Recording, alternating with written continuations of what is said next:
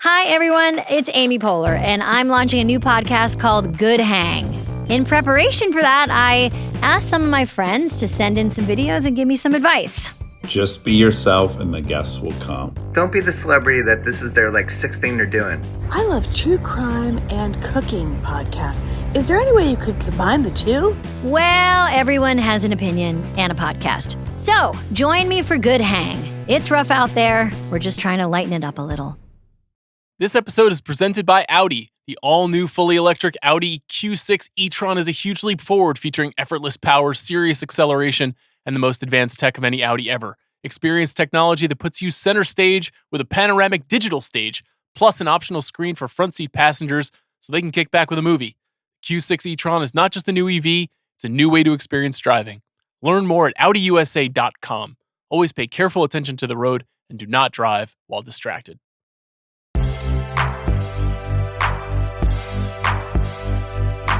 I'm Sean Fennessey. I'm Amanda Dobbins. And this is The Big Picture, a conversation show about 1982. We are drafting again, which means Chris Ryan, CR, is here. Hello. We are also joined by a special guest and returning champion, Tracy Letts, movie fan Tracy Letts. You have many other descriptors that could apply, but today you are a movie fan. Welcome back.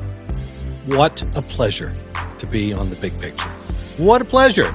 What a pleasure. Hi, everybody. Hello. What a pleasure to have you It's back. great to have this moment of peace before we do battle. Yeah. In this big draft. Are you a competitive drafter? Or do you look at this as just a pure celebration of cinema? I would be competitive if I felt that the result was in question. Yeah. Okay. Got it. So you have, frankly, quite arrogantly been taunting me about the future of a draft experience here. And Arrogantly. Confidently, okay. You had a year in mind from the very, very beginning. You always wanted to do this year. I don't remember me saying 1982. The first time we met, you said, I have the year you haven't done this year. I don't know why you haven't done it. You threw a few other years at me, but you said, we should do 1982. I don't envy you people and your memories. It's honestly haunting me at this phase of my life. Amanda was just joking with me the other day. I can't remember emotional personal experiences 9 days ago. But is it related to the history of film? Or is it like a footnote in something? Then Sean's got it locked down. Who financed a 2011 independent horror film? He's got it. I got that. I can hold that. 82. Yeah. Why was this the pick for you? I don't recall. You don't know what are you talking about? No, that's ridiculous. Just refer to the text. I'm absolutely truthful in that I do not recall ever saying the year 1982. It's a great year. I'm thrilled to be here. I'm delighted to be drafted in 1982. This is a bit. No, it is not a bit. I have no We were recollection. walking the streets of New York. I remember this vividly. And we were talking about movies that were released in that year. You were telling me some stories of movies you had seen in the theater as a young man, as a young kid. I'm not cursed by these things you people call memories. That's incredible. Okay, well then what does 1982 mean to you, if anything?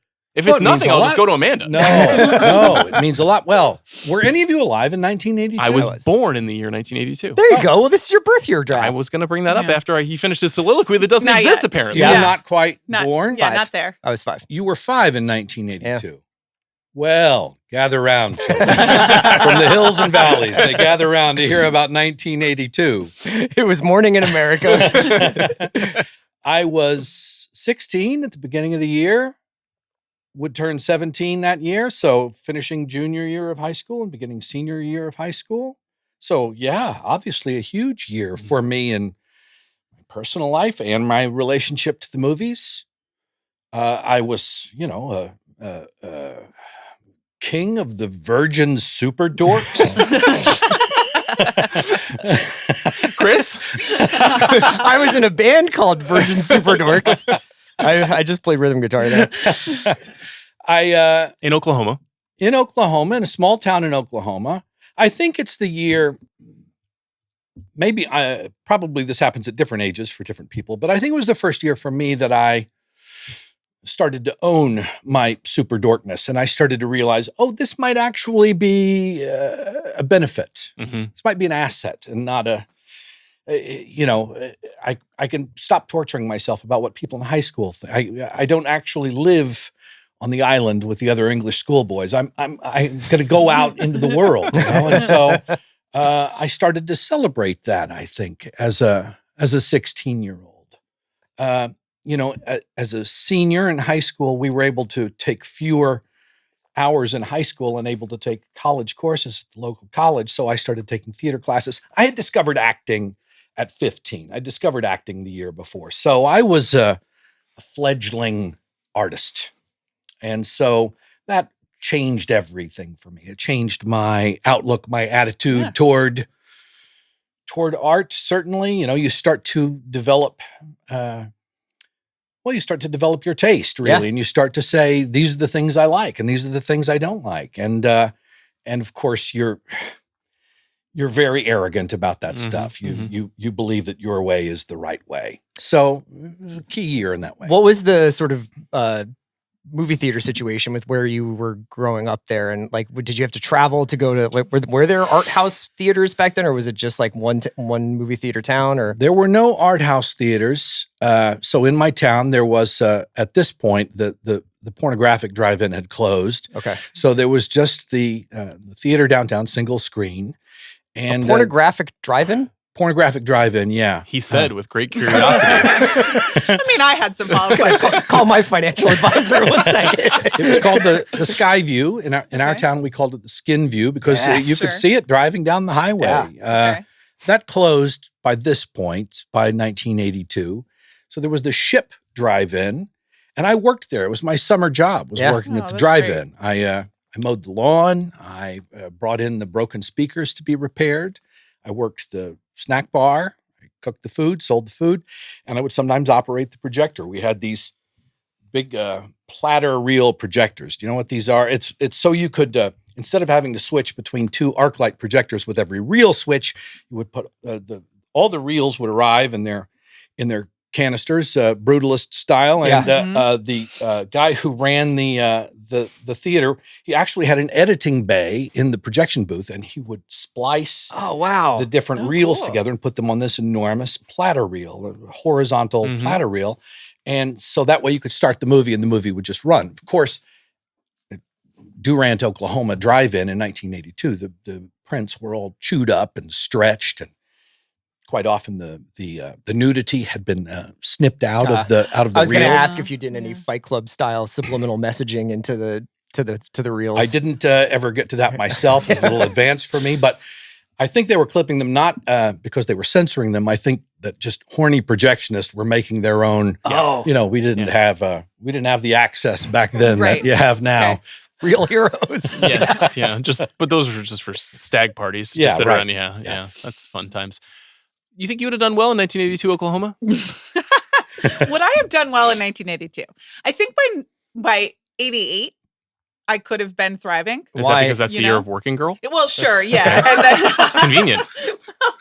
Right. And we're not far away from when Harry Met Sally. Nora Ephron is doing her thing, 82. I don't know a lot about 82. And it's funny. So when I do the research for these years that predate my film awareness or existence, it's funny what gets handed down to you by your parents. And I love my parents and they taught me a lot, but a pretty bad job on the popular cinema of the 70s and 80s. They just didn't think to put me in front of things, with some notable exceptions, which may come up during the draft.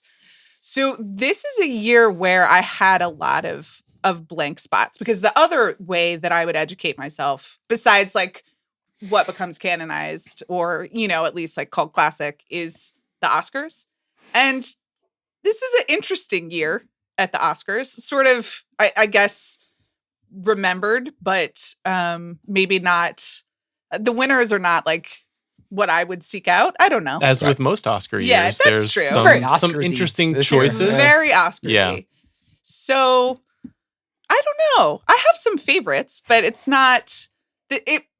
My list might be eccentric. It also might involve some Googling at some point, depending on how the draft order and the genres work out, but that's okay. Mm-hmm. This is my birth year, as we said. And thank God that happened. Where would we all be? Would we all be together? I think we're all if not for that. Thank you. Every day I wake up and I say 82. Yeah. Thanks, Cindy and Ed. My parents were not cinephiles. My mom was a big movie fan. My dad, not so much. Big readers, my parents. Readers of fiction. And Like Updike or? sure. Yeah. It could go that highbrow if you so choose. A lot of Stephen King in the house. My father, a big Nelson DeMille fan, a Long Island There you cop go. that he is. But I'm not sure. Certainly they saw, for example, E.T. the Extraterrestrial, because every living human in America saw that movie in 1982. But I'm not even sure that my parents went to the movie theater to watch Gandhi, which went on to win Best Picture. So I'm not sure if I was necessarily handed some of these movies. I mean, we've talked many times over the years about how we were kind of drawn to the glow of the TV set showing the Academy Awards and that being an entry point into this kind of movie love. And then also, on the side, this is also a great year for genre movies. There's a great number of science fiction, thriller movies that I'm sure will come up a lot in conversation. Great year for comedy too. It was. Really surprising, deep comedy. And list. mature comedy too, not quite the same like juvenile sort of thing that you think of. I don't know, you're 5 years old, your parents taking you to the movies, your father's a film critic. Yeah, he was working at the Philadelphia Inquirer. I don't have any clear, like, actual legitimate memory. I asked my mom and she was like, I'm pretty sure we took you to E.T. So E.T.'s probably one of those movies that I don't remember a time it wasn't in my life. Now, I spent a lot of time like not really checking for that. Like I've never really gone back until we did rewatchables recently. Or not recently, that was probably 2 years ago. But like it was Max was 2 months old and I was on leave listening to it and like weeping. Yeah, It was just like as soon as the music, I was just like, yeah. It was 3 years ago. But yeah, that was definitely like one of my first memories of a movie always being in my life. Like, and then that I even remember like the explosion in Reese's Pieces popularity. Yeah. I think like that lasted for years after that. So yeah, I mean, I think they weren't they made for that movie? I don't think they existed Reese's Pieces before didn't E.T. exist? I think it was a movie very tie-in. possible. That would make sense. So yeah, and then one of the things that struck me, and the reason why I was asking you about like the infrastructure of like how you watched movies back then, is to take it full circle to where we are now, is how many of these movies were very difficult to watch over the last couple of weeks to try and find a decent copy of it or a decent looking print of it, which a lot of this stuff is on Tubi or, is kind of like an example of like what happens when we turn over all of our movie watching to technology companies, is you just lose swaths of cinema history here. You just put the ball in the tee for the king of physical media. I figured. Well, I saw almost all these movies in the movie Yeah. theater. At this time, of course, I'm at the movies every conceivable chance I had. So I saw most of these movies on the big screen. But of course, we're also only a couple of years away from home video. Yeah. And so you would rewatch these movies over and over again on VHS, or if you had missed them the first time around, you'd see them for the first time on VHS. And it's only now, seeing them in Blu-ray or 4K, that you go, oh man, that VHS really sucked. Yeah. I don't really remember what this movie looked like at all. It's funny you say that. I was just saying on an episode of the Rewatchables that the Blues Brothers, which we did an episode of, was one of the first times in a long time where while watching the movie on Blu-ray, I thought, I wish I was watching this on VHS. And there is a quality to some of these movies too, where it's the first time you saw it, and that grain and that skipping, image felt more natural. There is a refinement going on with the presentation of some movies that kind of should look a little shitty, know? That's probably true. Even like the movies, like I rewatched Swamp Thing this week, Wes Craven's Swamp Thing. Which we projected at the ship drive-in. Did you? Oh, Okay. I clearly remember that. I have no intention of drafting it. Yeah. Not one of the most successful Wes Craven movies, but it's a guy in a rubber suit. And you're watching this beautiful presentation that's been made on the Blu-ray, and I'm like, That's a guy in a rubber suit, and not even in an amusing way, like in a shitty way. Yeah. So sometimes there are some downsides to being able to see it in the most pristine quality. But some of this stuff there's also what is canon and what is not canon. And the Academy Awards did do some work to canonize some movies, but then there's other movies. Gandhi springs to mind. Mm-hmm. Is that a beloved Hollywood classic? I don't think it is, though it was certainly an important movie at the time. I mean, think about it. Nobody had ever seen an Indian lead in a movie before, not in America anyway. They had never seen that before. And obviously the story of, a very important and influential person. Now, is it done in this very stately, somewhat dry, David Lean retread kind of way? Yes.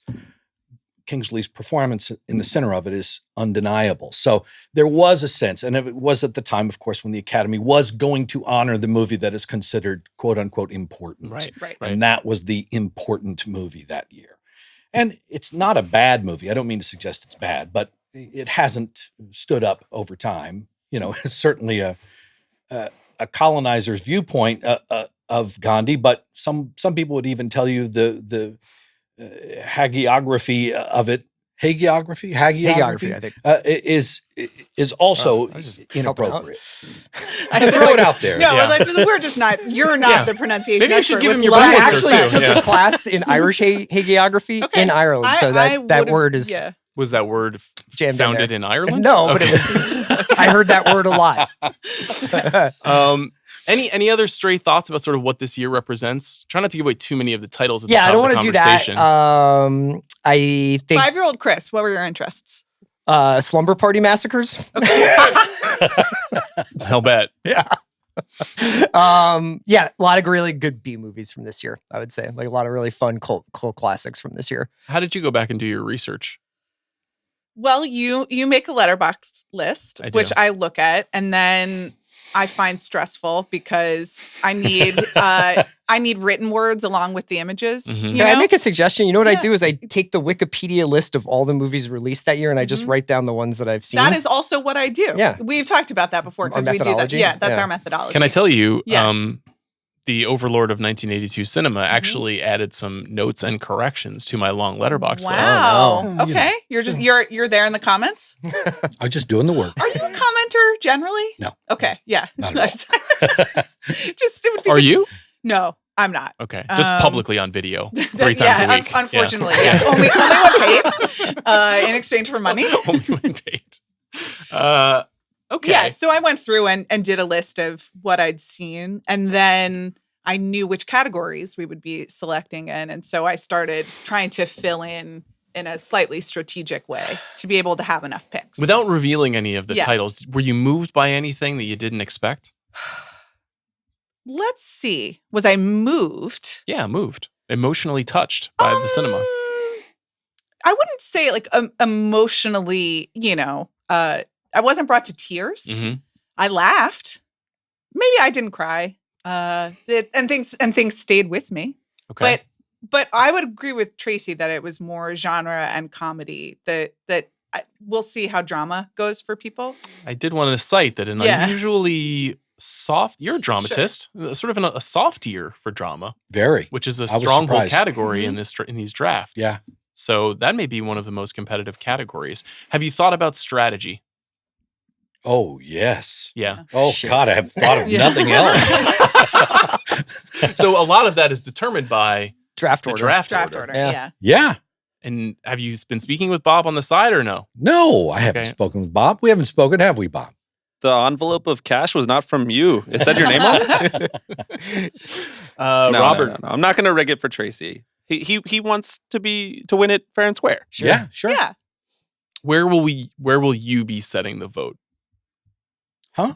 The The vote. Yeah, determining vote. what social the media vote. platform do you want this vote to take Or, place on? I mean, you can also just collect ballots I door to door. don't care about the Okay, vote. good. Thank you. Welcome. you'll just know Yeah. deep down In who an won. objective fashion? Yeah. We will know Yeah. deep down, Oh, interesting. regardless of the vote. Okay. That's sort of a godlike admission there. Well, we this is a game the four of us are playing. Yes, that's true. Do you think it's a game? I like that as a ontological question. Do you see this as a game? Yes, but sometimes I, wake up and choose violence, and sometimes I just want to hang out. Like the last one that we did, the Best Picture one, that was more fun. It was you more made friendly. a couple of, Observations. patented Yes. CR choices. Yeah. We couldn't help but lightly mock you, but we were Yeah. kind to each other. I listened to that Yeah. podcast on my trip to Los Angeles, and I have to say, there were some choices there I just didn't agree with. Oh no. Okay. Okay, let's. Well, feel free. Yeah, hear it. Let's go. Though you were not a Instant commenter. feedback. Yeah. Oh, I didn't understand The Sting, and I didn't understand Barry Lyndon. Because you don't Oh, like. yeah. Oh. You don't think this thing is. I love The Yeah. Sting. I love Barry Lyndon. I just Yeah. thought there were better things available to both you gents. Barry Lyndon, I was But just like, I'm just please going to make a no weird feedback choice. for me. I'll also say, No, because I don't think you made As any we said, you mistakes. got your board. Thanks so much. You were. Some always- might say you were given your board. You always say that. You know, what do you mean? I'm sorry that I have my own view Well, of it's the easy world. when you're only It's picking for 8 movies, you articulated. know? Yeah. it's easy to Monday morning quarterback before you see the blitz coming. You have to make some calls. You know, with the We're line. gonna find that out right now. Yeah. You're saying this is a Super Bowl winner who's kind of doing some gloating about his if I defensive step line. on a rake, I'm going to be the first one to say at the end of this thing, All right. you guys won it. Listen, we've been raising families. You know, we haven't been at these fancy award shows like you. Like we've been busy this weekend. I've You been know, we watching haven't had Zero all this Day. time for Yeah. strategy. Yeah. You know, you powered through 9 episodes of Zero Day. You're By the way, writing the 2.5. second season. You know who I saw at the SAG Awards last Who night? did you see? Hitmaker. Oh yeah, he looked great. I got Yeah. some in the room reports from him about the certain moments of the show. Who's I'm Hitmaker? not That's really annoying. Who's Hitmaker? He has not listened to our podcast. It's Tim just has shameful. my number. Oh, Simmons? Yeah, Simons? Simons, what- yeah. Are you okay? Yeah. Do you want to get some coffee? Too much cough medicine this morning. This is what happens when I do a watch pod at 8:30 in the morning. Wow, we love you. Blame London. Yeah. You saw him in the flesh. No. Oh, just on TV. I just saw him on TV. Oh, Okay, okay, yeah. yeah. He was I saw there. him standing and applauding for Jane Fonda, I think. He did, yes. Yeah. And Yeah, it right. was like a very, I thought he had And you a thought good, he should not have done that? I just thought, look at Hitmaker going on Yeah. living his big, very, very fancy life. He, as always, this Mm-hmm. was true of the Globes too. We were just texting with him the whole time. I was just texting with him the whole time, which was fun. I'm very happy for his success. As am I. Okay. Just making sure. No, And he's my his name is friend. Timothy Simons, just so you know. I only know him because I text him about this professional women's golfer who smokes cigarettes on the golf course. That is literally what we text about. Your dream girl? Yes. We were going to do a draft order, and I think Yeah. we probably should at some point. Bob, what's the technology here? The technology is once again random.org because as you guys know, maybe the listeners don't know, I moved this past weekend. Oh, that's so right. all my stuff is still everywhere. So I couldn't even find the titles. Okay. I'm sorry. You said you're moving to Doylestown, Pennsylvania to honor the Right, brutalist? exactly. I'm going to be in one of the 7 Philadelphia cop shows, you know, Yeah. Oh, yeah. that Chris has personally commissioned from the various The studios. male over the mayor of years. Easttown has arrived. Yes, exactly. Okay, we have the list order here. Going first will be Sean. Oh, Rigged! wow. Rigged! It's fucking rigged! Jesus Christ! First he pulls this, you wanted 1982, Tracy. Wow, I get to pick first on my birth year. Interesting. Who's next? Tracy's next, then CR, and then Amanda, you're on the turn. Okay. I never even imagined this was possible. I got jobbed. I mean, I have to be honest, this could go incredibly sideways. That's okay. That's okay. Wow. My head is spinning. So it's an interesting first pick. It is. I think there are a lot of good choices Yeah, here. but Sure. there's some category scarcity, I would say, in some places. There is. Although a master genre bender like you. Genre bender. Yeah, when you're like the winged serpent is in fact a drama. Yeah. What do you think? Well, we can all share if you're comfortable. What do you think is the weakest category? Can be personal Technically, preference. it's drama, but you can Yes. move a lot of stuff into drama if you want. Right. Can you? You I think you we're feel going the to same? find out. You don't want to reveal? I think it's drama. Yeah. Yeah, I think it is as well.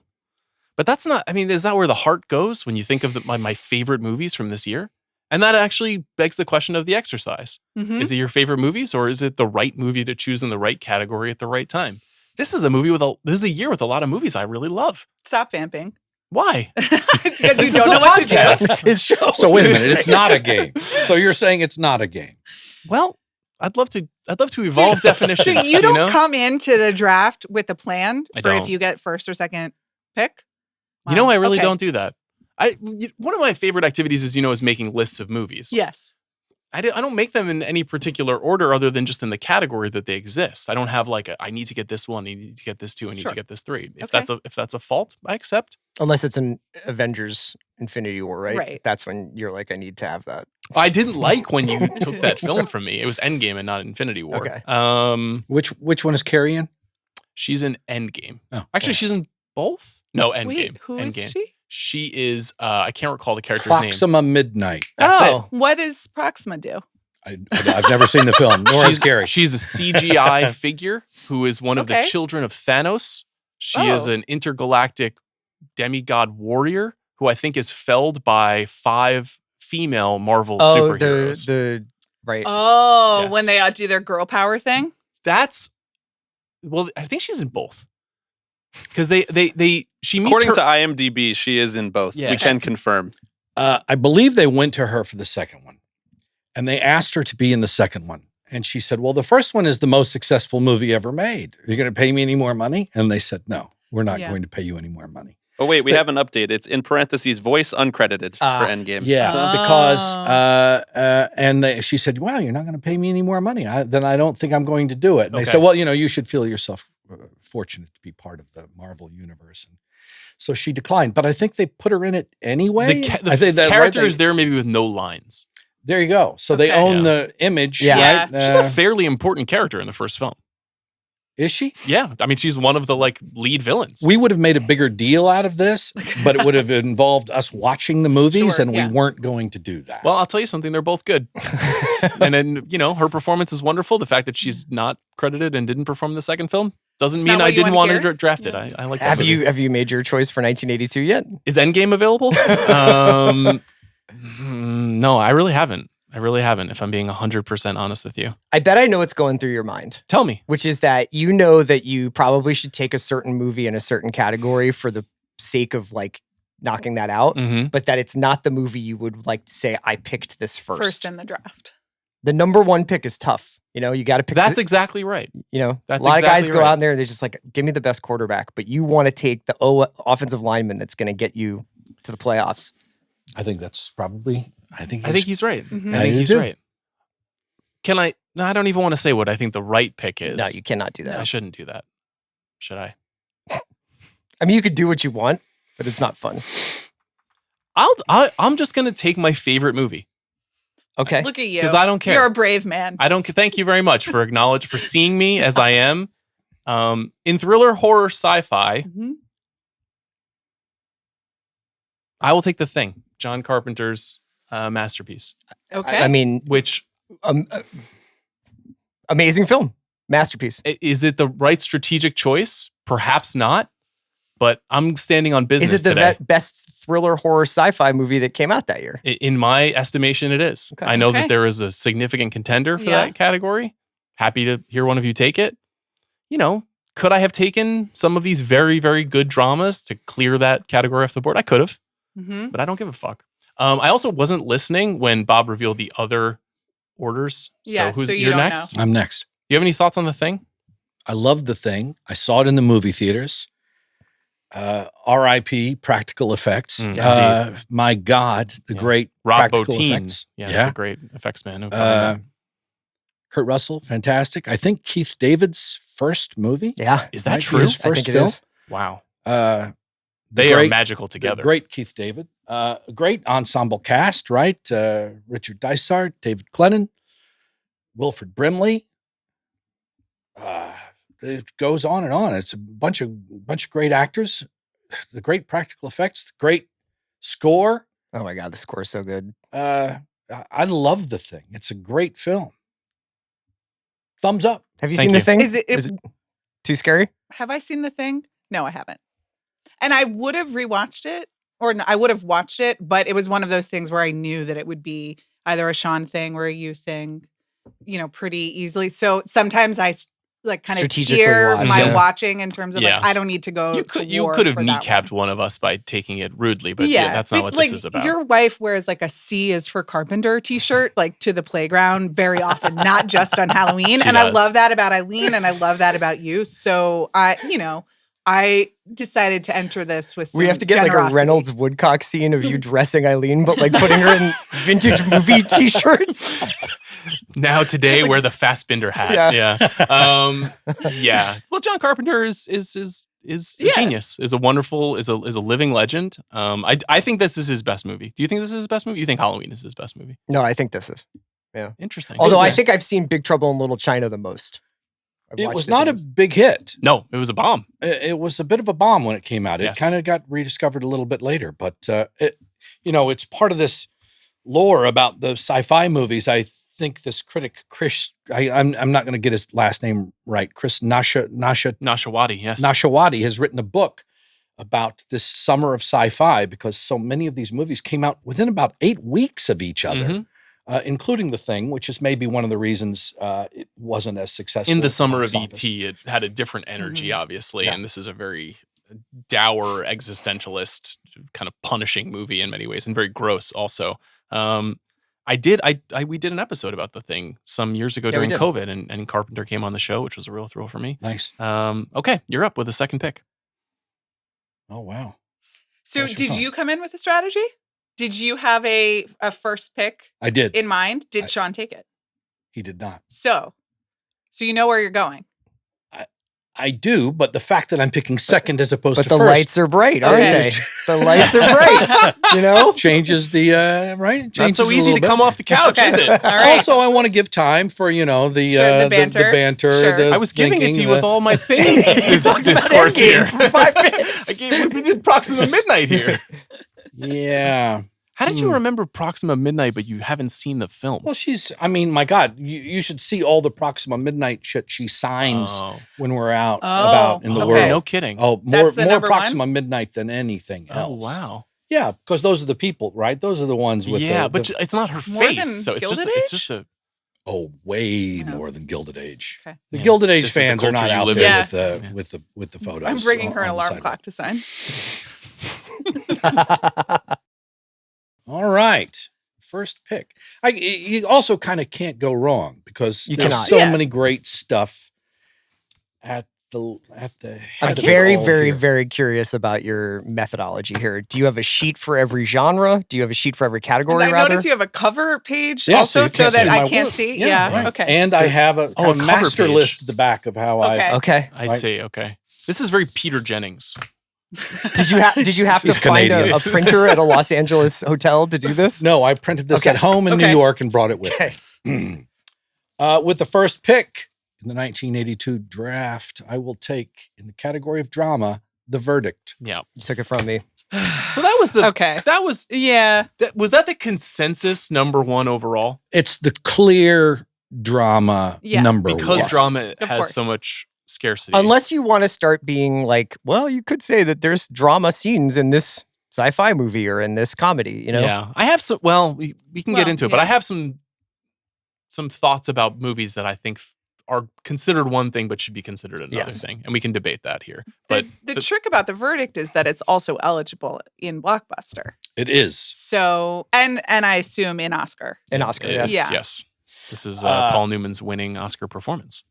Is it? No, I thought it was No. Color of Money. Oh, you're right, Color of Yeah, Money. Of it course, it should should have be. been. Ben Yeah. Kingsley Yes, of won, course. and Ben Kingsley was not going to be denied that year. It was kind of a weird Oscar year in that way. A lot of people who weren't going to be denied that year Mm. meant that some other people who might have won the award in any other year didn't win. Yeah, And I think, certainly, I won't say it's Newman's best performance, but it's on the Mount Rushmore It's up of there. Newman's It's best up there. performances, Yeah. no doubt. we are hoping to do an episode. He would have been 100 years old this year, Yeah. so we're going to do an episode about his entire career. You just have to get through all your Blu-rays. Yeah, I mean, those 1950s Warner Brothers films are not going to watch themselves. Who's going to watch The Young Philadelphians if I don't watch it, you know? I will. Okay. you go. When's the last time you saw The Verdict? We actually did do it on the rewatchables. One of my favorite rewatchables. Roughly 2.5 years ago, I want to Okay. say. Fantastic episode. Bill has a great affection for the movie as well. A Boston movie, though, filmed in New York. Right. And just bang on brilliant performances in the whole movie. James Mason also fantastic in this James movie. Mason never won a competitive Academy Award. Crazy talk. Unbelievable. Also, Jack Warden. I was thinking of James Mason. Your boy Brady Corbet recently was mentioning that the Guy Pearce character very clearly modeled on a James Mason-esque in Okay. this era kind of figure, which was What's a it? light What, I bulb can't moment remember. for What me. was the story with this? Is like Mamet wrote the script, then they had 10 people rewrite it, and then they begged him to come back and just rewrite his. Yeah. Yes. Well, I think eventually Lumet got his hands on the Mamet Yeah. script and was like, "Why aren't we making this? Yes. This should be the one we're making." Yeah. Yes.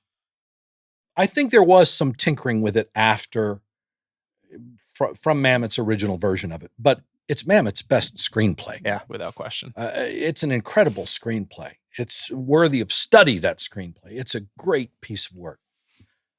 Bruce Willis, anybody? Bruce Willis, In an a- extra. in- yeah, an extra. in the Yeah. courtroom. Standing in the courtroom. Very yeah. visible. You can see him extra in that wide the shot. don't Yeah, when remember he that. gives the final. Yeah. Yeah. It's like really the reason half-ass internet research category of rewatchables exists is for scenes like that. You know who's a motherfucker is Milo O'Shea. He is a motherfucker. the, He's the so judge. great. He's wonderful Yeah. in this movie, but he is like one of the great villains in movie history. Yes. Andrei Bartokiak as well shot the movie, and he was just given an award at the ASC Awards over the weekend by Michael Douglas for his work as a cinematographer. He shot many great Lumet movies. Wow. Yeah. Great timing. fact. Fun timing. Charlotte Rampling.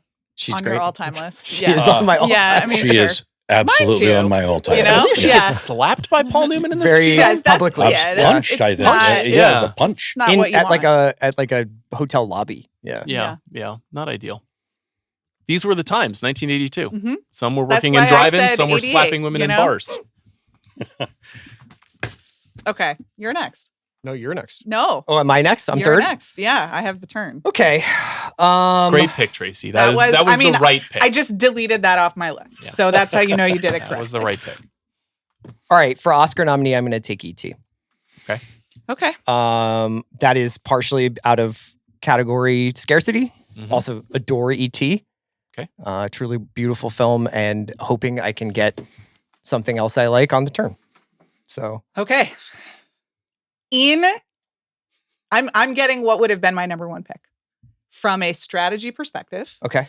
In thriller, action, horror, sci-fi, I will be taking Blade Runner. Mm-hmm. God damn it! good Didn't really see that pick. coming. Yeah. You need to be ready for Yeah, that. you- Well, she was like, I didn't watch the things. I was like, maybe. Yeah, but I've seen Blade Yeah, Runner, this is a and I Ridley live in Scott Los person. Angeles. I You know. know, like, Yeah. come on, Team Ridley forever.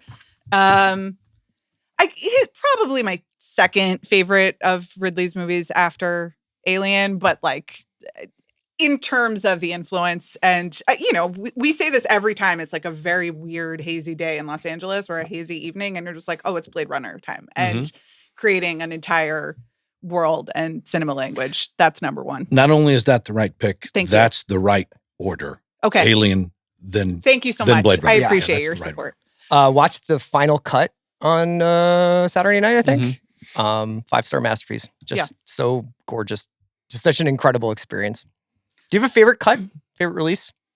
I've kind of gotten them confused over the years. I do believe I've watched the final cut the most because it was it first issued on Laserdisc? I don't even know. I don't know. No, there was like I a don't know when they first put that redid out. it. He kind of there was like an anniversary version that stripped away the voiceover, but he didn't do the remastering and like the color corrections or anything like that. And there are some criticisms of this last version of it where people think it's too teal or something like that. Like that they don't love it, but I thought it was incredible. Did you know I don't care about director's cuts? I mean, I don't think they make any difference. They all look alike to me. I mean, the VO difference is notable. Like, because Right. Deckard is really present in the beginning of the film, just kind of being like, and then this is this guy, and this is this guy, and like so. But they're all kind of the same movie. I mean, even when I watch like the different versions of Orson Welles' Mr. Arkadin, I'm like, they're all great. They're all great. They're all kind of the same movie. I guess they're kind of different, but There are some movies that excise entire characters and then they restore Right. 40 minutes, or in the case of Kingdom of Heaven, speaking of Ridley Scott, 2 hours of a movie that Hell yeah. can Well, be that's meaningfully ridiculous. different. I never watched the Napoleon. I never did either. The Napoleon I extended was waiting for cut. someone to be like, he did it. This is amazing. That And did not come I through didn't the get that transcript. note. Yeah, no one really. They were just kind of like an extra 40 minutes. I Yeah. mean, I liked the original. I'm sorry, I enjoyed you it have as another well. pick, You know? don't you? I do, and thank you for letting me Google. In drama, Mhm. I will be taking what I think this is 100% eligible for drama despite its title, and it is The King of Comedy. Okay. What? You're not going to take it? I mean, I No. understand I the was comedies I was in the- just technically released in the U.S. in '83, wasn't it? no, it's No? 82. Oh, Okay. is it? No, Okay. it's 82. You're right on 82, Okay. and I think you're fine to take it in drama. Okay. I mean, it More The- drama than comedy, probably. yeah, the most underrated of the Scorsese. In my It was opinion. released in the U.S. in '83. Oh Which no. is usually what the rule is. Oh What? no. It's on my wait. It was released in Iceland in Weirdly, December in December 82. 18th, 1982. Oh dear. That's tough. Wow, how did we fuck this up? February 18th, 1983. In the All right, United Mr. States of Letterbox. America. Wasn't it on your What the list fuck? as Was well? the research? I've had it on all my lists. Weren't you the ombudsman Sean's of my flooding the list? zone I with was, and misinfo. just total miss. Total miss. I was wondering why Infinity War was on the 1982 list. And there's the New York. Perhaps it was a bear Vincent trap that I Canby, said. 1983. All right. Well, I'm pretty fucked Amanda, here I'm now. sorry. It's okay. It's not your fault. I appreciate your support. I guess. Chris, I would have gotten right by me. Wow. You can always count on me to really be buttoned up. Was that payback for? No, it wasn't. It was. Blade It was. Runner? I didn't mean to be. I wasn't being a dick. I was actually just saving us from a bunch of actually. Well, actually, Comments. from people. Okay, so what am I going to do here? Oh God, I'm mortified. This is gonna bother me. Well, it's a great pod moment. That's really all I care Yeah. about. I'm upset about this, but that's okay. Better Okay. you than me. Okay, take a deep breath. I would have Yeah. absolutely had it come back to me. I would have absolutely taken Did it? King Of course. of I Comedy. had it at the top of my comedy list. Yeah. Did Well, it not have a festival premiere? I was literally just Googling, but it doesn't Surprising seem, that it wouldn't play New York in the fall. But it was not appreciated. No, in its but time. before its release, you might Well, imagine. Sure, that there was, I don't it know, is but Martin they were. Scorsese. Yeah, but they were. Yes. I don't know. This film it Okay. bombed pretty profoundly. So I $19 million budget, $2.5 million box office for a Robert De Niro movie in 1982, directed by Martin Scorsese. And it is again clearly on the Mount Rushmore, 5-star my Mount masterpiece. Rushmore of Martin Scorsese. Scorsese Yes, movies. Mine as well. 5-star masterpiece. Yeah. It's not But- for me. But okay. not So LG. the next film, the next film is not a 5-star Martin Scorsese masterpiece, but it does have sentimental value to me, and I am going to stay in drama. Well, Oh my. am I going to do this in drama or am I going to do it in Oscar? I don't know. I can get frisky with Oscar later. Okay, I'm going to do it in drama, even though I don't really think any of you will take this. I mentioned earlier that because of my age, I was sort of beholden to what my parents showed me from this year for a long time. And there is a famous 1982 movie that my wonderful father, who taught me almost everything I know about movies, sat me down for and said, okay, this is it. You're here we go. I know where you're going. Yeah. And this is cinema. I can't wait to share this with you. I'm an only child. It was a real father-daughter moment. And he put on Barry Levinson's Diner. Nice. And my response was, Dad, I'm 7. And what the hell is this? What's going on with this popcorn box? Do you think she was prepping you for this exact day? But it does, it all adds up, right? We do see how, Diner in 1989 Yes. led to where I am today. Yeah, you are barking right now. I have since seen it and like it very much. Not as much as my dad, who is just the only person in the world looking forward to the new Barry Levinson film. The Alto Nights. Does Tin Men speeches at Christmas dinner. I don't know what my dad. Tin Men. Yeah. He's That's just a forgotten one. He's just Yeah. that's really underappreciated and just reenacts It's a good movie. It is a good movie. Yeah. And you have met my dad. He's not prone to just reenacting films anywhere, especially at Christmas dinner. But Diner is the classic and a great movie. And Should this be Knox's debut when we do the Alto Nights and he can talk of the cinema of Levinson? Sure, we can call him in. Okay. I think the last time that I volunteered him on this podcast, it was his reaction to Amelia Perez, and he was like, "I did not know that was going to be public. So could you screen things?" Fair. So I'll give him a call. But anyway, He was particularly fond of Carlos Sofia Gascon's Yeah, work. yeah. Sorry, you've taken this in drama, I yes? have, yes. Right. Yeah, I mean, it does have comedic elements, Sure, but I yeah. think ultimately a coming of Could age go either drama. way. I think Absolutely. that Okay. Do you see it this way, that the blurring of the genre labels was more common then versus now? Because Not necessarily. Okay. I don't think so. I think there are just some things that are comedy dramas, and I think we just happen to hit on a couple of them here. King of Comedy and Diner definitely Yeah. fall in that category. Yeah. It was a real moment, that movie, certainly in these young actors' lives, right? It was that ensemble, and it was. I remember clearly that there was a real call again for an ensemble acting award at the Academy Awards. Oh, wow. As a result of movie Diner, Right Stuff, right Mhm. around the same time, people Sure. were saying these movies are just not going to be honored at the Academy Awards for performances, but the ensembles of these movies absolutely should be. do you think that would be a good thing? Yeah. I'm not quite sure I understand why that isn't the case. Why that doesn't exist. That particular award, because obviously we last night or pre-taping this, the SAG Awards happened last night. Conclave won Best Ensemble. Right. And that would be a way to honor that film. All at the Academy awards Awards. shows need more famous, like visible. Need more it's a great way to performing put categories. more performers on stage exactly. to win awards. Yeah, I agree. We want to keep the crafts too, but you want some famous people on the screen. Seems like a good idea. And if you went back, you would find a movie every year going back in time where you said, well, that would have been the ensemble award winner for that year. You've just given me a great idea episode. To do the ensemble award for every year. It's a wonderful idea. Diner I saw at the USA Film Festival. I think that's what it's still called. It's the Dallas Film Festival. I used to make my dad take me down there to see some movies around that time. That's awesome. So, I saw Diner before it was released. Wow. Terrific movie. It's a great movie.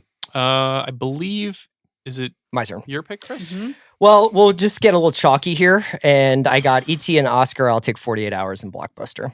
Okay. Yeah. I guess to our previous conversation, 48 Hours is a comedy because Eddie Murphy goes nuclear 5 times in this movie. It's his big screen debut. Yeah. Otherwise, a violent cop drama. It's just like a 1970s cop movie. Yeah. And like the last half of it or the last 40 minutes of it are essentially like a chase through San Francisco. But it's a great San Francisco cop movie too.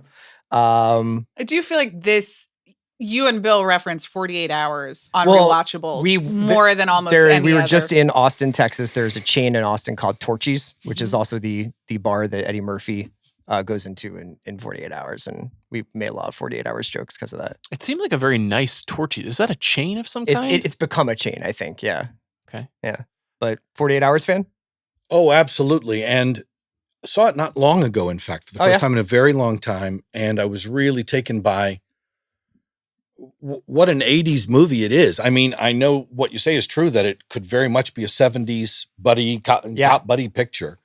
But the look of that film, the way the climax of that film plays out, I mean, I think it really set a template for action movies in Hollywood. Like Lethal Weapon that lasts to today. Yeah. And to see those guys in their, in their big shoulder pads and the neon and the smoke in the alley. I mean, it's just like, oh my God, it was mimicked so many times. It's such an influential movie. I don't know that it's my favorite Walter Hill movie. I don't know that it's my favorite Nick Nolte or Eddie Murphy movie, but it's it's just terrific. And it's so trend setting. It's unbelievable. I will say also, perhaps the best year anyone had, the best 1982 anyone had was Brian James, who was in 48 Hours and Blade Runner. He was also in The Ballad of Gregorio Cortez that year, which is a movie I just watched for the first time. How did you get that? How did you pull that out of your back pocket? So I'm a big fan of Brian James's work, and I clocked him in The Ballad of Gregorio Cortez and thought, wow, this cast is absolutely stacked. And I, like Bill, find the retconning of his character in Another 48 Hours to be a crime against cinema. That he was actually the killer. Yeah. That's not ideal. Okay. Yeah. Spoilers for Another 48 Hours. But he does have kind of that energy. Sure. You could see why he was. He was great. Yeah. He was really great. Great actor. That's a mighty good pick, that 48 Hours. That's good stuff. Not really one of my movies, to be honest. I don't dislike it or anything, but I just never. Are you saying that just to be different? No, I didn't see it when I was young. Like I didn't see it till I was like 30. What's your favorite Eddie Murphy blockbuster from that period? Oh, good question. Like his acting. I saw Trading Places first and a lot, and I love that movie. Yeah, but I think Coming to America is a big one for me. I'm with him where Trading Places got handed down and 48 Hours for whatever is just like I've seen it, but I more know it through you and Bill referencing it. But everything that Tracy said about it, like setting the template for the buddy. And I've heard you guys talk on the show before about the minting of movie stars and how rare and difficult it seems to be these days. This year, 1982, we'll get to some more of it, but oh my God. Eddie Murphy is just like, you've graduated. And he was like 22. Yeah. I mean, he was so young. He was 20. 20. It's unbelievable. And just like, you're in. Yeah. You've graduated. You are a movie star, and you're going to get your first choice of material. It's unbelievable. Yeah.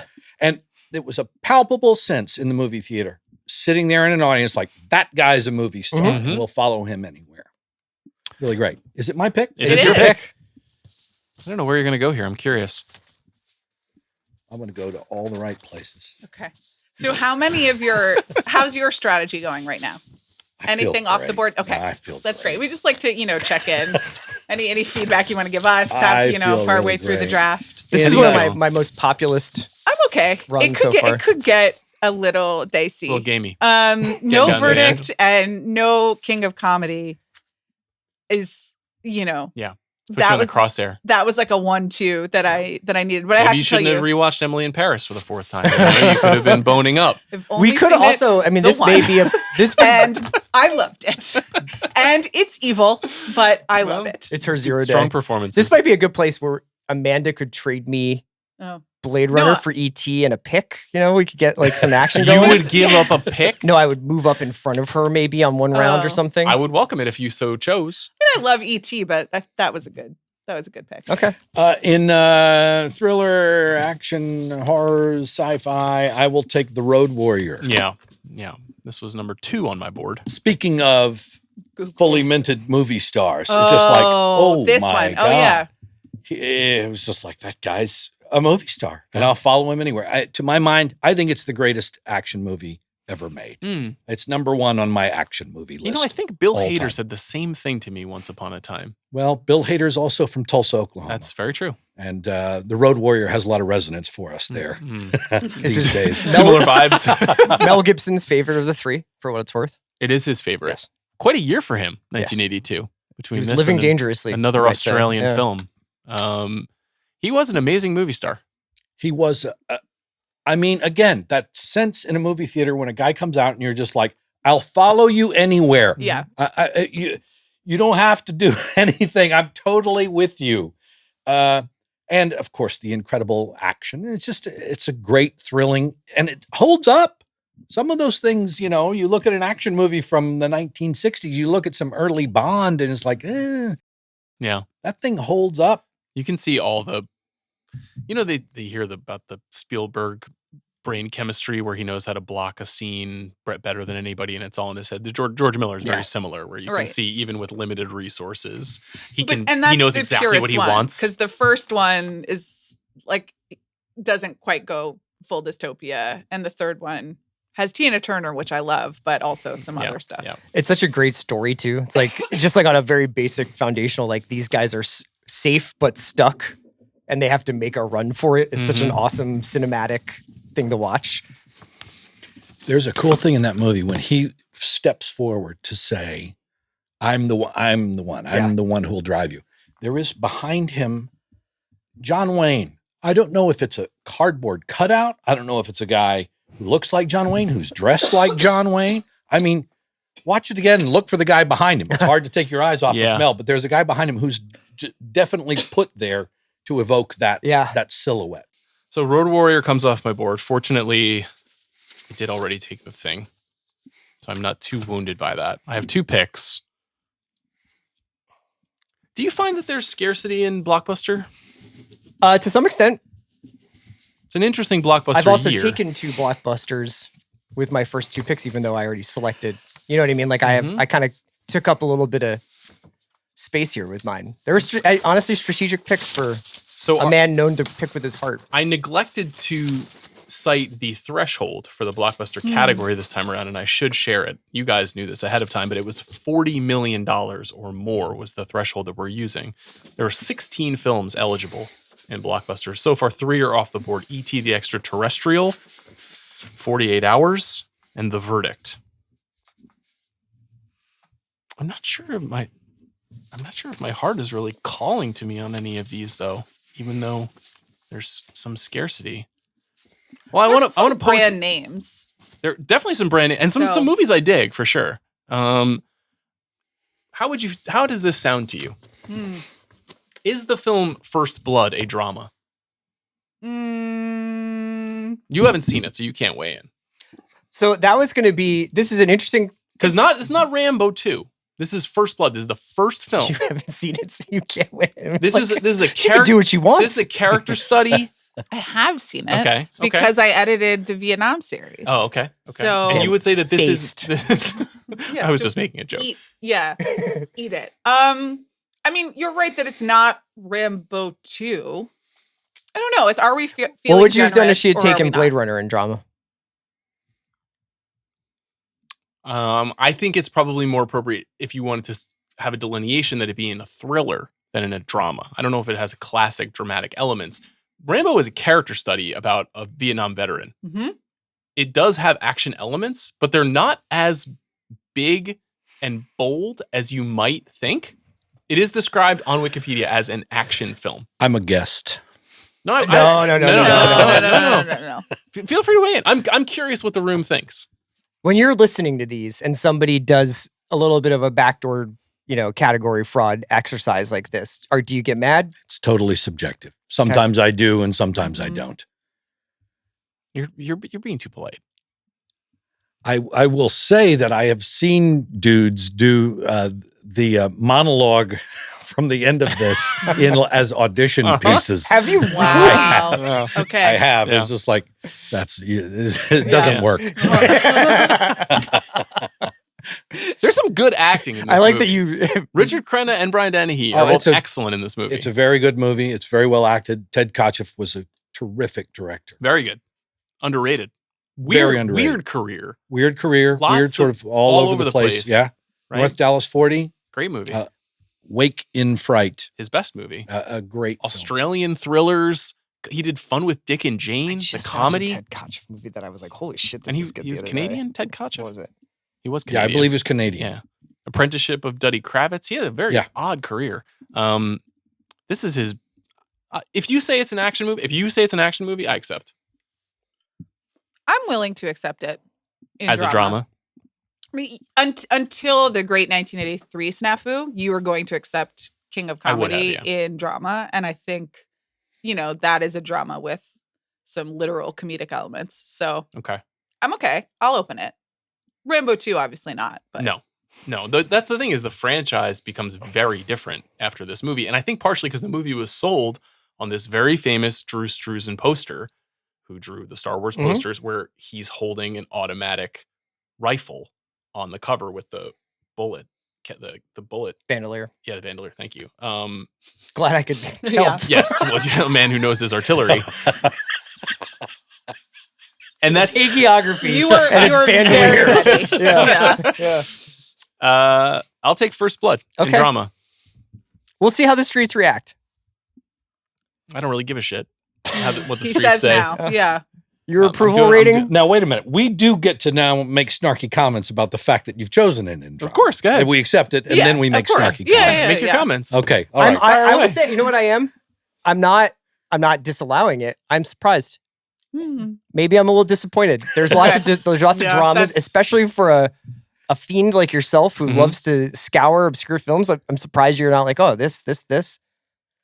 Honestly, he was disappointed by a lot of the dramas that I visited preparing for this episode. Yeah. Not disappointed by other categories. I feel like there's a bounty in other categories, but without naming names, these are often the third or fourth or fifth favorites of some of my favorite directors that were made this year. So I chose not to go with them. Well, blow our minds, man. You choose twice, don't you? I do. Yeah. I have another pick. Did you have a snarky comment you wanted to share? Not yet. Okay. I'll save it.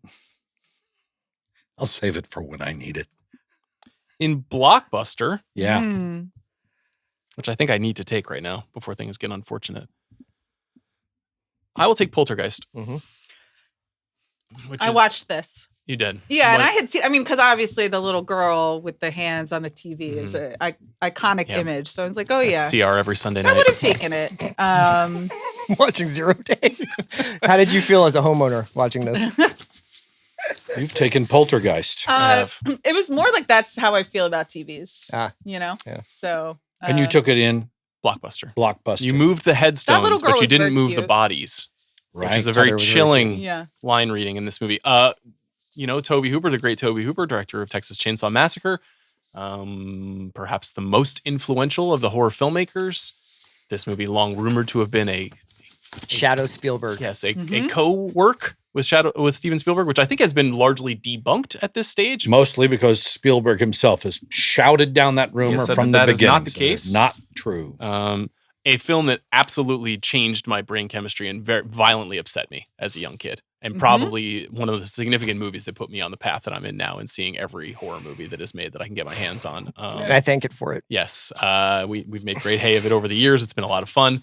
the peeling of the skin while looking in the mirror will live with me forever. Obviously, a film about getting stuck inside the machinery of our obsessions, a film about real estate and why it is evil and dangerous, and especially real estate agents and they're evil.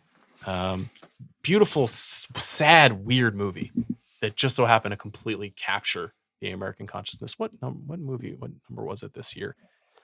It was the 8th highest grossing movie of this year. It made $76 million, right in front of the best little whorehouse in Texas.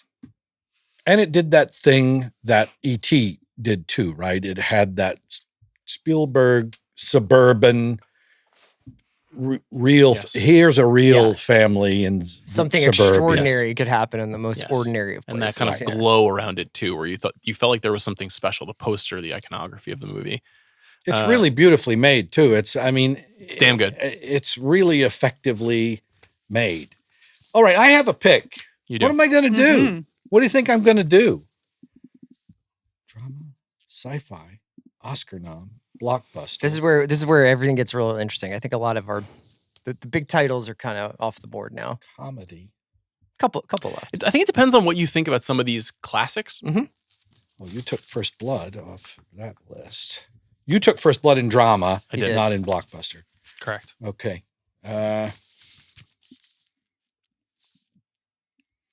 All right.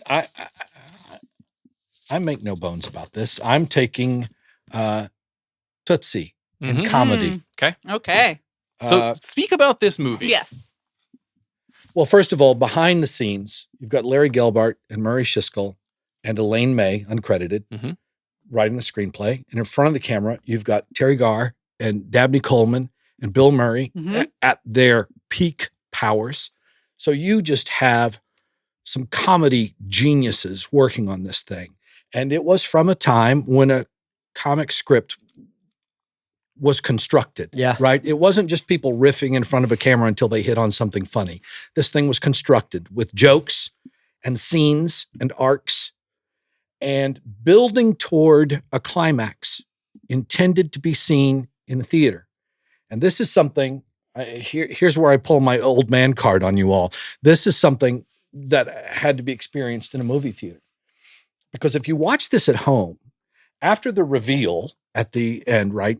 Spoiler alert, after he reveals that he is in fact the actor Michael Dorsey, when you watch this at home, you will note that for about 2 minutes, there's just Dustin Hoffman in this ridiculous accent saying over and over again, I'm whatever his name is supposed to be. I'm Michael Dorsey. And it goes on that long because you couldn't hear the dialogue in the theater because of the screams and the gasps and the laughter. It was an explosive reaction in the theater that lasted for minutes. It went on for minutes. And it's because of the construction of that screenplay. It builds to that moment. Of course, Pollack's a great director and knew how to orchestrate all of that. It's a great kind of thing that we don't write with our siloed comedy worlds and watching everything on our phones and YouTube. You don't have that experience as much anymore as you had watching a movie in the movie theater. It's great.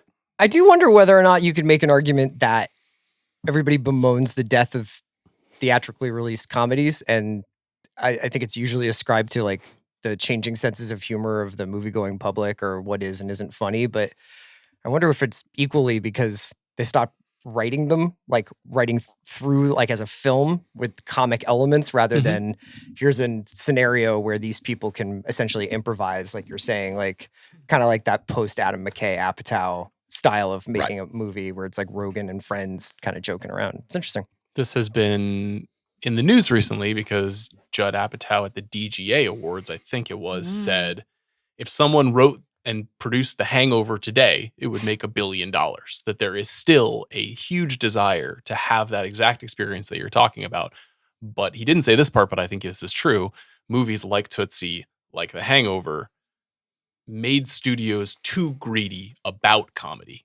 That if a movie could not make $500 million, they should not make one that makes $72 million. Well, and certainly we shouldn't spend $50 million to make it and give it like a set piece and have a lot of locations. Yes. It should be a house in Vancouver where people just like joke with each other. But Tootsie, Yeah. I would say honestly, not to bring you into my drama, but literally, but Tootsie is kind of like First Blood in that it's a comedy, but it's a very sad movie about a confused, desperate person with really like high dramatic stakes. I mean, you laugh a lot, but it's taken quite seriously. Yeah.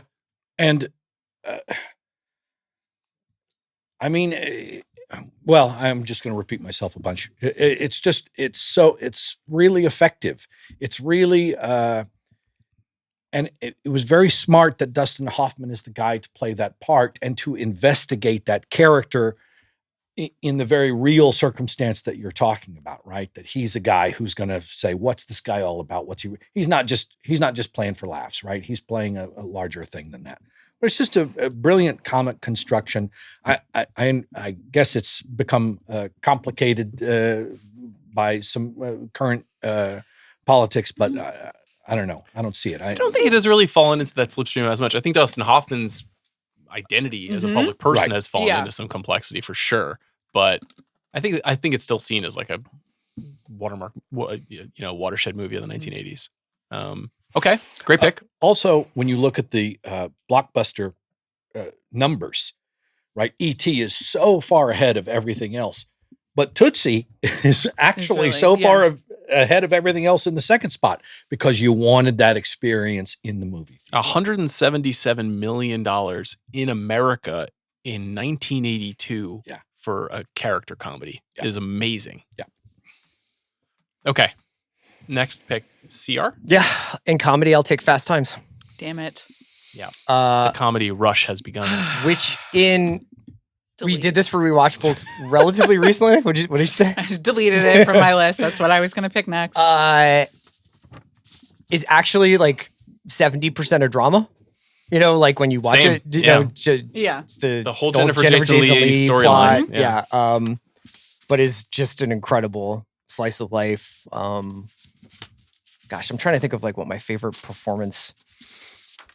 Like the Reinhold stuff is so good. Phoebe Cates and Jennifer Jason Leigh are so good in it. Damone is an iconic character. Yeah, it's great. Phoebe Cates is just really important. Yeah, and Heckerling and Crow. I wish they had made more movies together. I do too. So good. Yeah. So good. So, I mean, you were 16 when this movie came out. I know, and it's the same year as Porky's, right? Yes. Don't spoil your next pick. Which doesn't hold up. No. Didn't really hold up in 1982. Some choices in that one, yeah. But Fast Times felt more like high school. Yeah. Even though it was not a high school, it was not my high school, God knows. But the mall culture and the relationships, and it just felt a lot more relatable than a lot of the. Of course, we were just getting into the teen comedies, right? We're just coming out of slashers and moving into teen comedies for the teen dollar. Because there was, I mean, John Hughes was a year away, I think. 83, yeah. So it like a freight train, it was coming, and it's great movie, great pick. Must have been nice to grow up in California. That would have been cool. You always say that. You think? I just love California. Yeah, it's just an amazing place. It's so beautiful here. Whatever. Everybody's just really getting after it. Brain. When I was watching the SAG Awards did a nice tribute to LA. A montage. Well, and they were during like the breaks, which is essential, Sean. I thought it was a nice telecast. No, but they were very nice. And I was like, oh yeah, well now I just like, I'm movie pilled. So that's why I love Los Angeles so much. And I see it through those eyes, but I agree with you. That's why we like living here. Just like being here. I was going to take Fast Times in comedy. So sorry. I'm sorry. I am sorry. I gotta be honest. Yeah? Like you have betrayed our alliance a little bit on this one. In this one? Wow. Yeah. Well, because we meaningfully coexist. We don't have to get into who threw the first rock, but you knew I was going to take Blade Runner. Well, I had to strategically. Yeah, I could have taken it the first time. I guess. You just volunteered that little info about King of Comedy. See, you know? Yeah, that's true. I'm sorry. Yeah. I think you could have had Diner and Comedy. I think I could have had Diner and Oscar. Oh, you're concerned about Oscar now? Well, I mean, no, I'm just gonna do what I have to do, but okay. like I don't love it. Okay. It's not a Where's great my Oscar year. fucking Oscar sheet. See, Okay. this But is why you every bring- movie is eligible, right? Not just the big categories. I just list the big categories. So it is more expanded than you might think. Yeah, but like, Oscar sheet is missing. I'll get there. Oh, I'm good. No, I'm good. okay, you're good on Yeah. Oscar.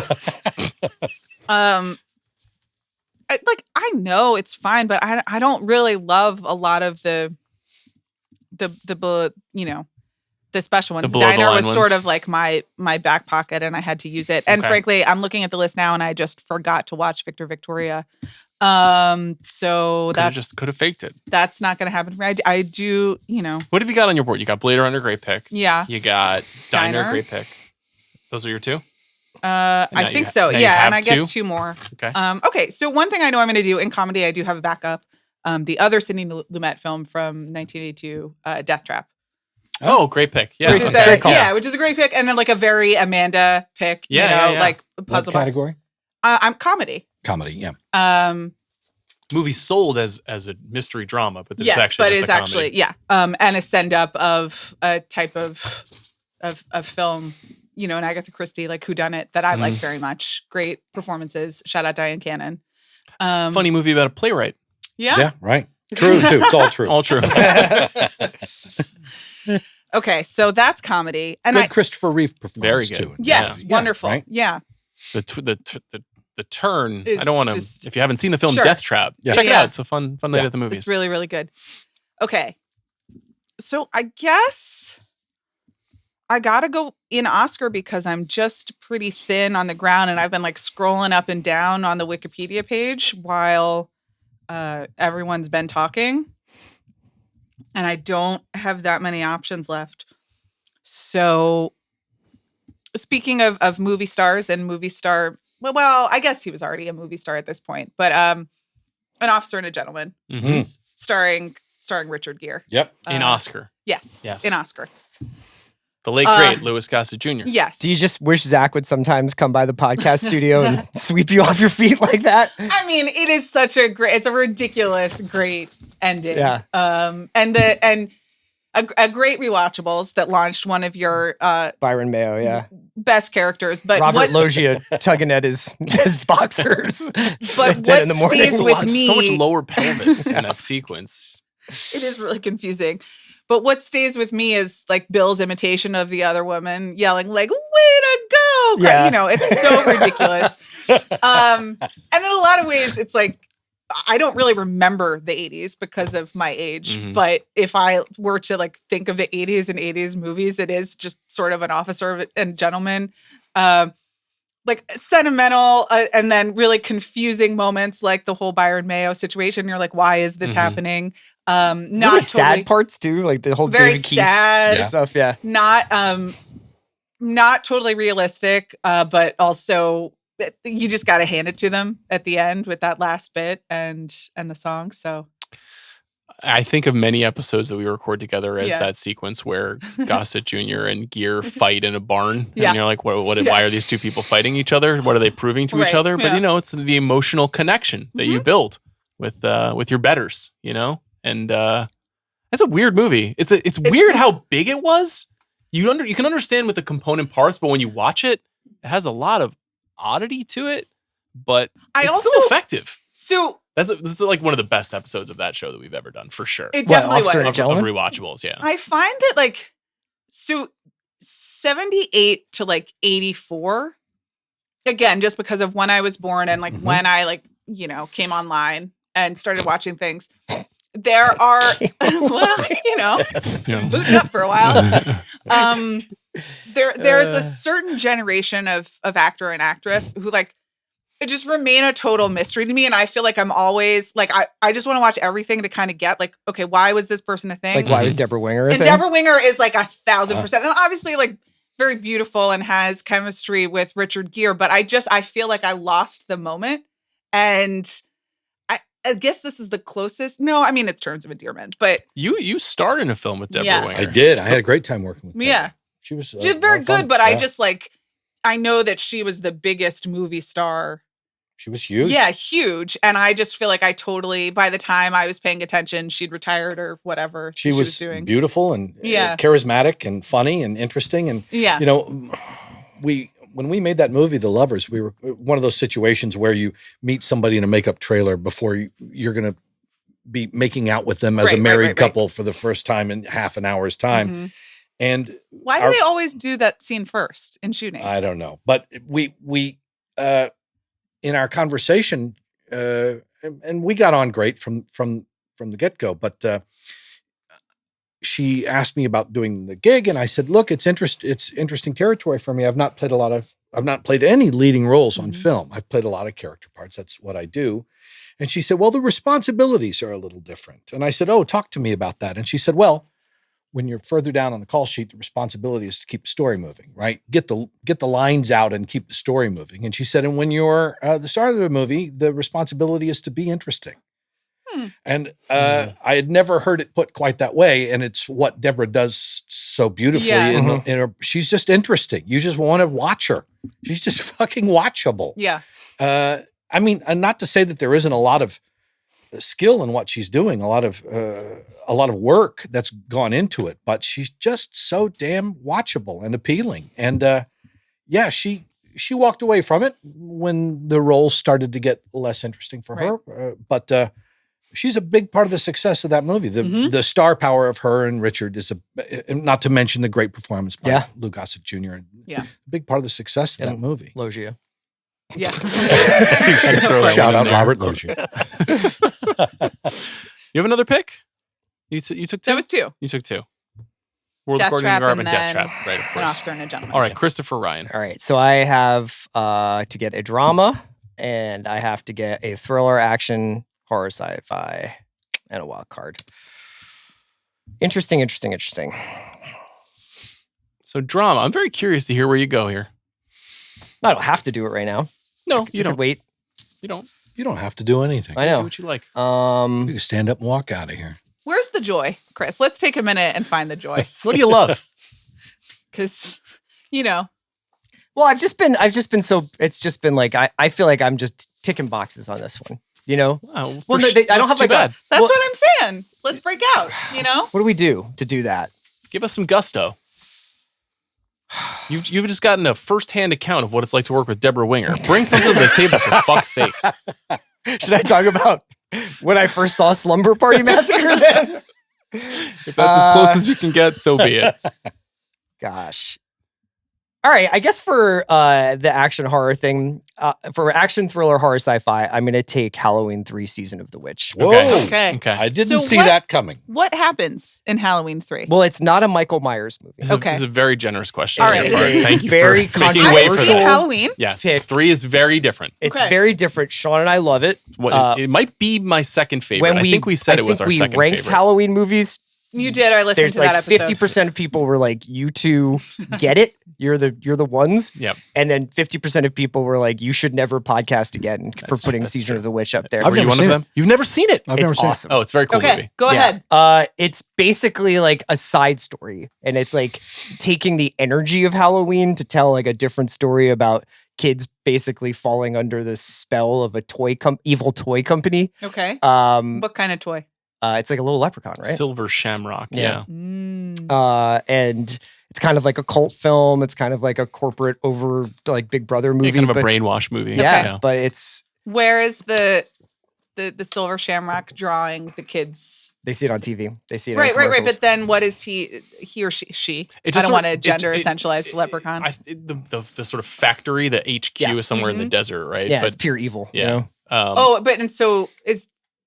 But what are the kids doing? Like, what does the leprechaun inspire the children to do? That's a good question. Making them sort of like dead-eyed soldiers for the cause. Malevolent forces. Okay, but like, so what's the fucked up stuff? Like, what do they do? That's what I'm trying to get you to like be like. So then are like they stabbing commit people? violent Are army they- of like It's marching not cutting off kids heads. or It's like not what? as specific about that part of it. You know, like in It's the more- Brood, the Yeah. great David Cronenberg film, we watched the children are menacing people. You know, they're being very violent. This is more of insinuations of the evil. So this is probably a slightly divisive pick, but I'm going to go with that. There's a couple of other horror still left over, but I might throw that in wild card. So I'll take Season of the Witch here. Well, you did the thing that Amanda asked. You chose a personal pick. I did. A very cool 80s horror movie. I can't believe you haven't seen that one. It's No, interesting. haven't seen it.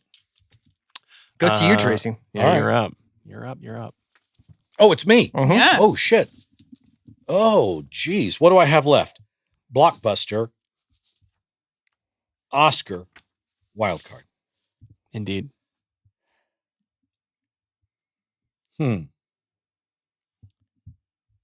Huh.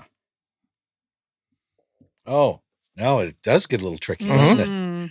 It's a little tricky. It is a little tricky. What's my favorite movie on here? Not so easy when you're not driving in your car listening to the pod at 1.2 speed. Are you? Oh, 1.2. Yeah, I do 1.2. I just guessed that, but many people do 1.2. Is that all right? That's all right, isn't it? I'm a busy guy. You know what I do? Yeah, you just, which is just 2x, absolutely. absolutely. I can't do Insane. it. You can't hear anything. Double speed, Sean? I've been doing 2x for 2 years, Bob. Do you listen to The Watch on 2x? I listen to you guys at 4x, trying to get through it as quickly as possible. That's not true. I listen to you at 0.5. I speak pretty fast. That's I why want I was the like, episodes to be longer. Yeah, I wish thank every you. episode was an hour longer. Slow it down.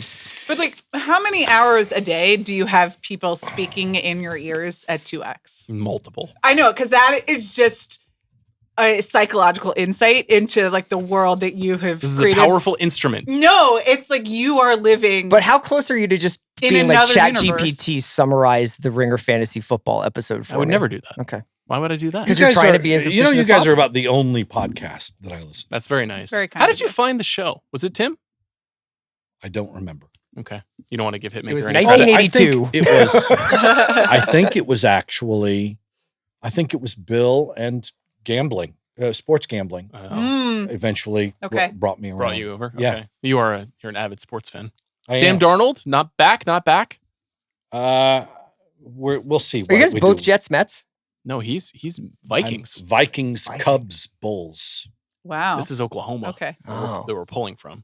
Was it parental that dad pushed you in a direction for certain No, teams? I just Fran Tarkenton was my childhood. Do you like the sports Sooners or the Oklahoma State Cowboys or hero. college at all? I kind of stopped following Okay. the college game a while back. Too corrupt.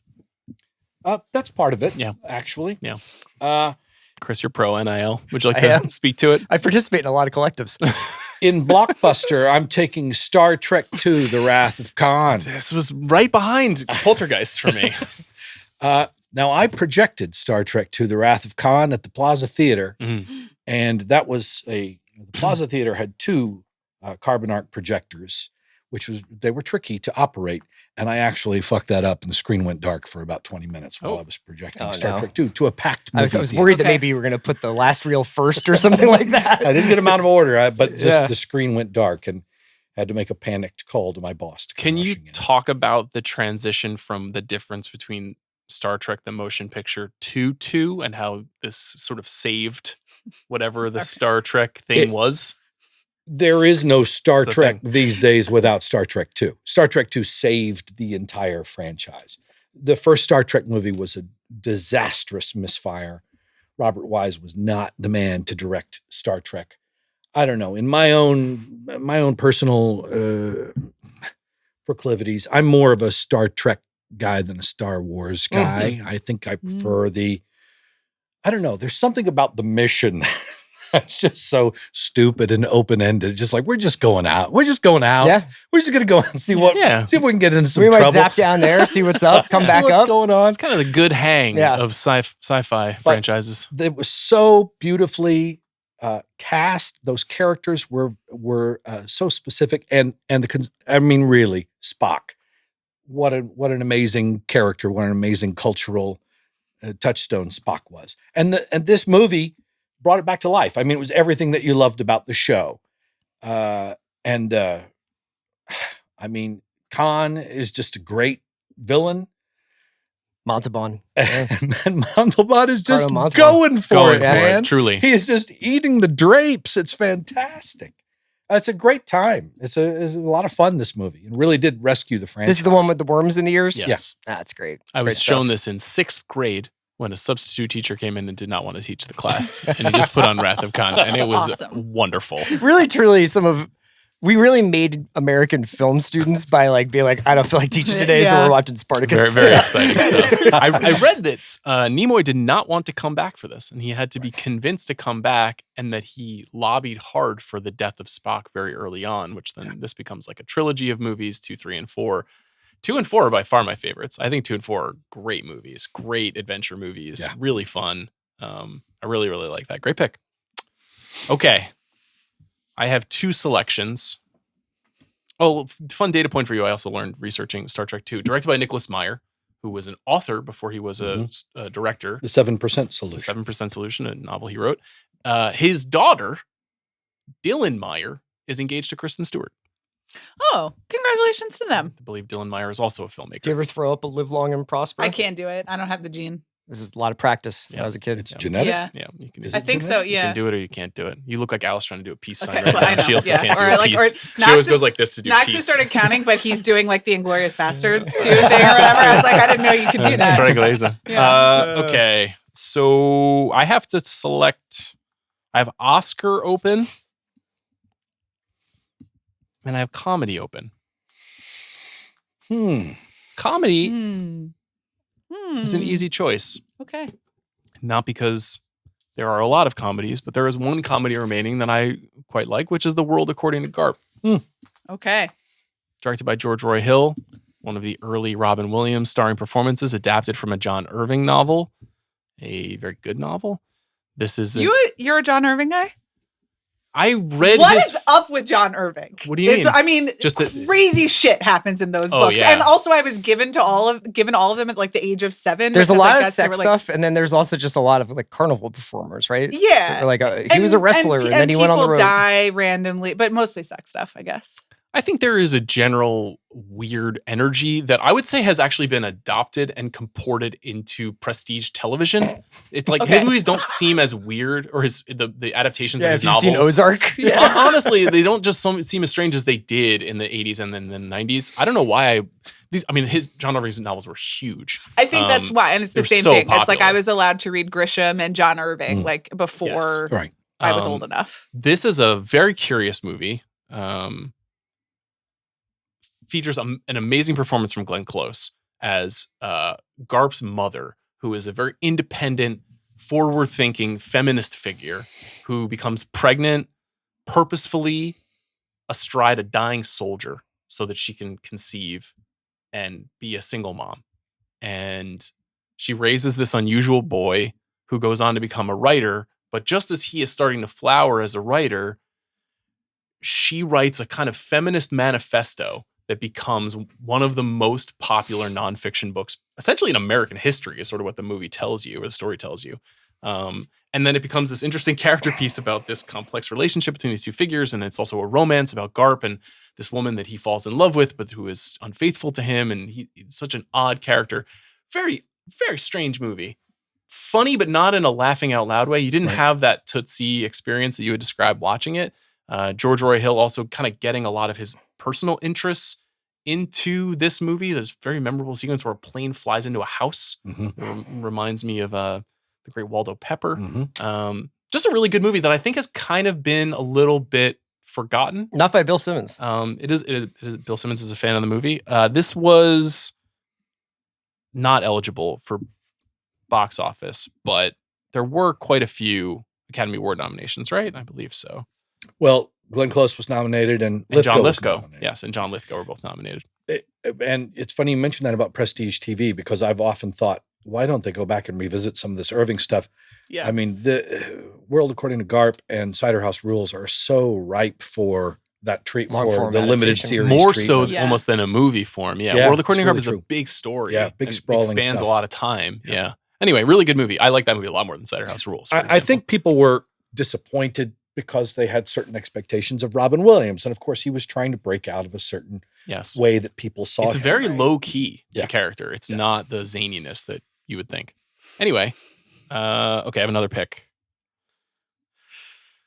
And I'll be making it an Oscar. What did I say I wanted to do? Only you and the voices in your head. So you know. didn't put Garp in Oscar. You took Garp in drama. I took Garp in comedy. Oh, comedy. Which would certainly be also a comedy drama crossover. Yes. Oscar. It's almost Did like you you have watch Victor Victoria? You have You a know, I Sophie's didn't. choice here. I have a lot of holes in in the Blake Edwards filmography. Okay. That's not really one I've spent a lot of time with. I probably got to go back. There's a really good series of episodes of You Must Remember This about Blake Edwards that was related to 10, as I recall, that made me want to go watch a lot of those, especially those 70s and 80s movies. He hit a kind of new gear, starting with 10, that went through Victor Victoria, SOB. I have seen, what's the film with Jack Lemmon where he's living in his house? That's Life? That's Life, yeah, which is such a clear, thinly veiled self-portrait. There's crazy movie, super interesting movie. But anyway, I haven't seen a lot of those movies. I don't even know if I've seen Victor Victoria, to be honest with you. I'll take Das Boot. Yeah, that's a good pick. Which is Wolfgang Petersen's 3.5-hour masterpiece about being trapped on a submarine and the absolute hell of that experience, which does reflect the occasional movie draft. You know, sometimes it does feel. Is that right? Like, not to me, but I think maybe to some others on this panel. Is that how you feel? There are some days, especially in our old studios, Where we get a little stuffy. which were audio only, but no windows, and they had a long, like they were long and narrow quality to them. Right. That is how I imagine a submarine would Sublife. be. Yeah. This is a classic. Like tight air, Yes. that air that you keep breathing in over and over. Our colleague Juliette Littman has a very classic, like party question: space or submarine? Where are you? Where would you prefer to go? Like to spend time or die? Yeah, either. The eternal question. You mean like real, but not like on the deck of the Enterprise. You mean like in an actual space capsule? Yeah, like you're going to space or you're going in a submarine to the deep sea. I'm not going to either of those places. Okay. Yeah, sure. He brings up an interesting distinction, which is that Sure. I think when I think about wanting to be in outer space, it's often on like, the spaceship from The Martian Okay. hanging out with Well, Sebastian I Stan. mean, I would. that would be tough. That That would be me ultimately. with Jessica Chastain. Yeah. But likelihood is that more like you're just like in a rocket, Right. That's true. kind of going up. I mean, down. I think they're both, kind of like silent and oppressive and like the great void and also I some just have a real gravitational fear issues of being outside. crushed at the bottom of the ocean. Me too. For me, it's space, no question. Yeah. Submarines are terrifying to Yeah. me. I And don't that's think we should be before all down that there. other stuff. I won't Yeah. even get in the goddamn thing to go up the top of the arch in St. Louis. Yeah. So I'm not about to get in a rocking Yeah. space capsule. And yet, you so memorably got in that car in Ford Ferrari. Terrifying. Yeah. Absolutely terrifying. Have you ever been in a submarine movie or a movie I have set in not outer been in a space? submarine movie Okay. or an outer space movie. That's all right. Bucket list. Yeah. Or a bucket. All right, you have another choice. Oh, Jesus Christ. Is it your final selection? No, I still you have two more. have Oscar. Is this going as you expected it would go? Oh, yeah. Okay. Oscar. Have you seen the TV version of Das Boot? No, I didn't. I wonder if it's any good. Is that more recent? Pretty Yeah, recent. pretty I think in the recent. last couple of years, Okay. they did a limited series of Das Boot. And I don't know if it's any good. And I already did Blockbuster. So I have Oscar and Wild Card left. Oh, in Oscar, I will take Missing. Okay, good. Okay. Costa Gavras movie. Jack Lemmon. Jack Lemmon, Sissy Spacek. This is my latest screed. I think Sissy Spacek has been underrated. Yes. I don't think we talk enough about how great Sissy Spacek was. Mhm. I think she was one of the greats. I think, any conversation that doesn't include her as one of the greats, I just disagree with it. And to watch that movie now, I've seen it not that long ago.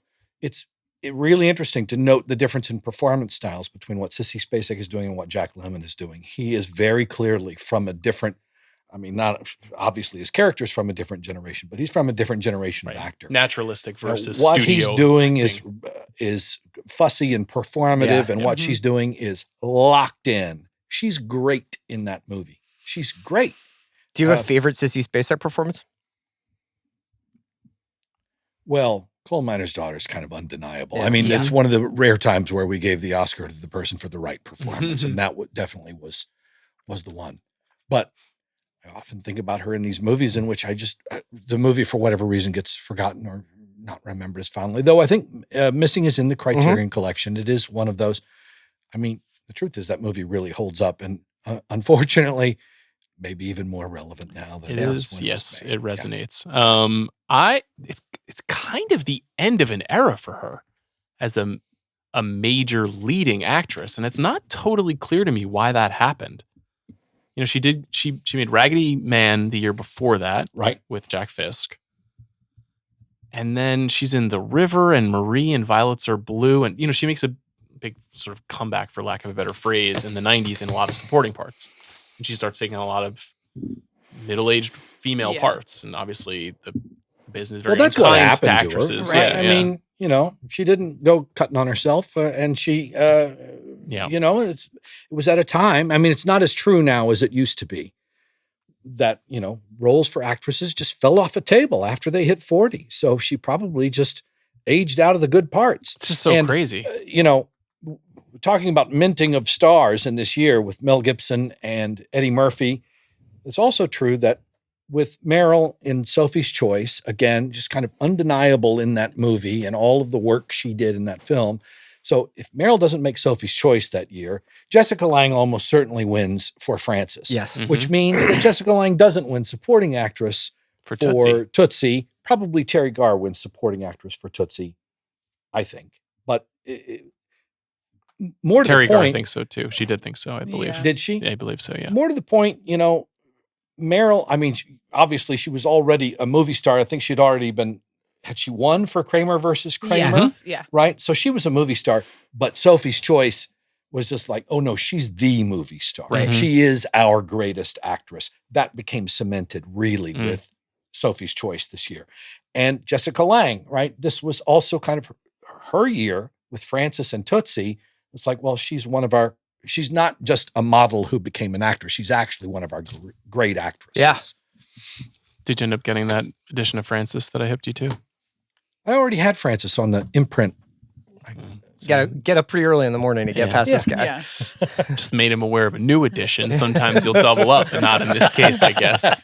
Holding on to that Australian edition. Okay, Chris. I gotta do drama. I gotta do wild card. I was looking at missing, but for drama, I'm gonna pick one that has, I guess, weirdly a personal resonance, although it's a perverted film. The Draftsman's Contract. Peter Greenaway is not a director that I think is particularly in fashion right now, but my dad used to have all these like BFI books, and some of the most earliest erotic images I ever saw were from these so books beautiful. About Peter Greenaway's It's films. nice that we can always come back to Which that. are truly like, you know, like there's a lot of kink in these. So this is a movie about, I can't remember when it's set, I guess like the 17th century, 16th century, and a rich woman who with a frigid marriage has hired An artist to come and do landscape drawings for her. And part of the contract is that she will also sexually pleasure him every day that he turns in one of these drawings. And it's kind of a portrait of class, but also of like excess. And it's just like got a great style. It's shot in 16, but they blew it up to 35, and an incredible act of like kind of independent filmmaking. And he's such a unique voice, and he just really doesn't come up. The Cook, the Thief, the Wife, and Her Lover, I suppose, is his biggest film. Yes. But this is a fantastic one. What category did you take this in? In drama. I worked with Anthony Higgins, who plays the lead in Draftsman's Contract. I did a very bad play with him in London, and he was a great guy. I really, you know, he's also in Raiders. Yes. He's one of the Nazis, right? In Raiders. He's a great guy. Had a lot of great showbiz stories. He's a guy that they would always tempt with Bond. He was going to be the next Bond. Be the next Bond. The only reason they did it was to get Roger Moore to sign his contract, and Anthony knew it. It was like, the only reason you're bringing me out is to get Roger Moore to agree, because they'd sort of dangle Anthony out there like, well, he might be the next Bond. And Anthony was so grateful that he was not made the next Bond. He would have been really It's kind of how they treat Jameis Winston now, you know? We're like, we can always just go get Jameis, you know? Yeah, honestly, future quarterback of the New York Jets, if I'm guessing. Favorite Bond? You mean... Favorite actor who portrayed James Bond? Well, I think the obvious answer for somebody my age is Sean Connery, but the truth is, I'm born in '65, which means I'm the first Gen Xer. Gen Xers are turning 60 this year, and our Bond was Roger Moore. Yeah. He just was. I know he wasn't great, but he was our Bond. Okay, that's great. That's nice. You did choose Craig over Pierce, right? You won't choose. Oh, Craig over Pierce? Oh, Yeah. 1,000%. Yeah, Yeah, okay. yeah. But you would- Yeah. Craig's the best. Yeah, I yeah, understand that Craig Okay. is the Yeah. best. Okay. Does anyone pick Dalton? No. Now's the time.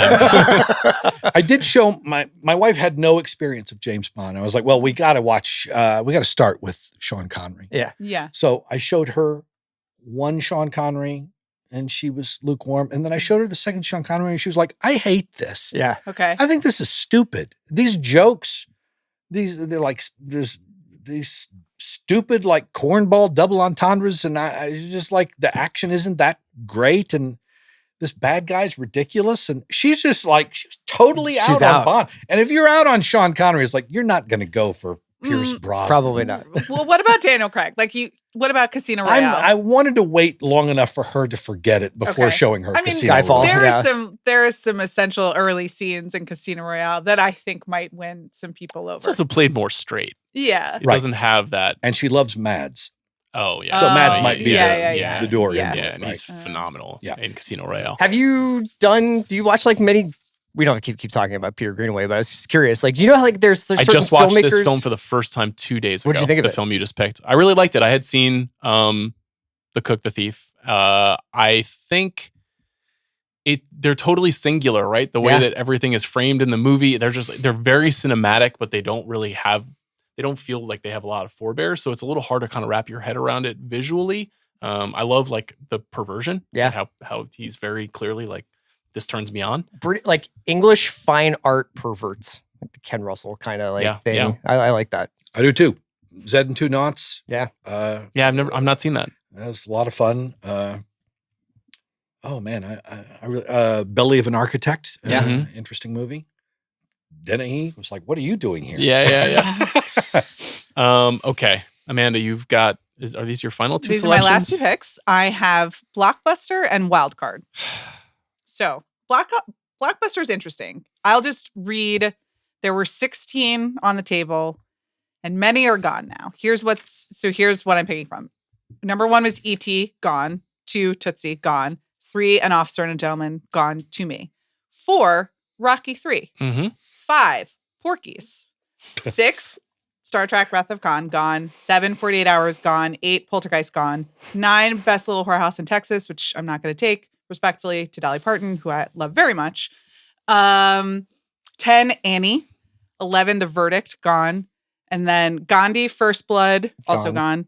The Toy, Firefox, and The Dark Crystal. And I have to be honest, I don't know what the last 3 are. So I won't be picking those. Just for shame. Wow.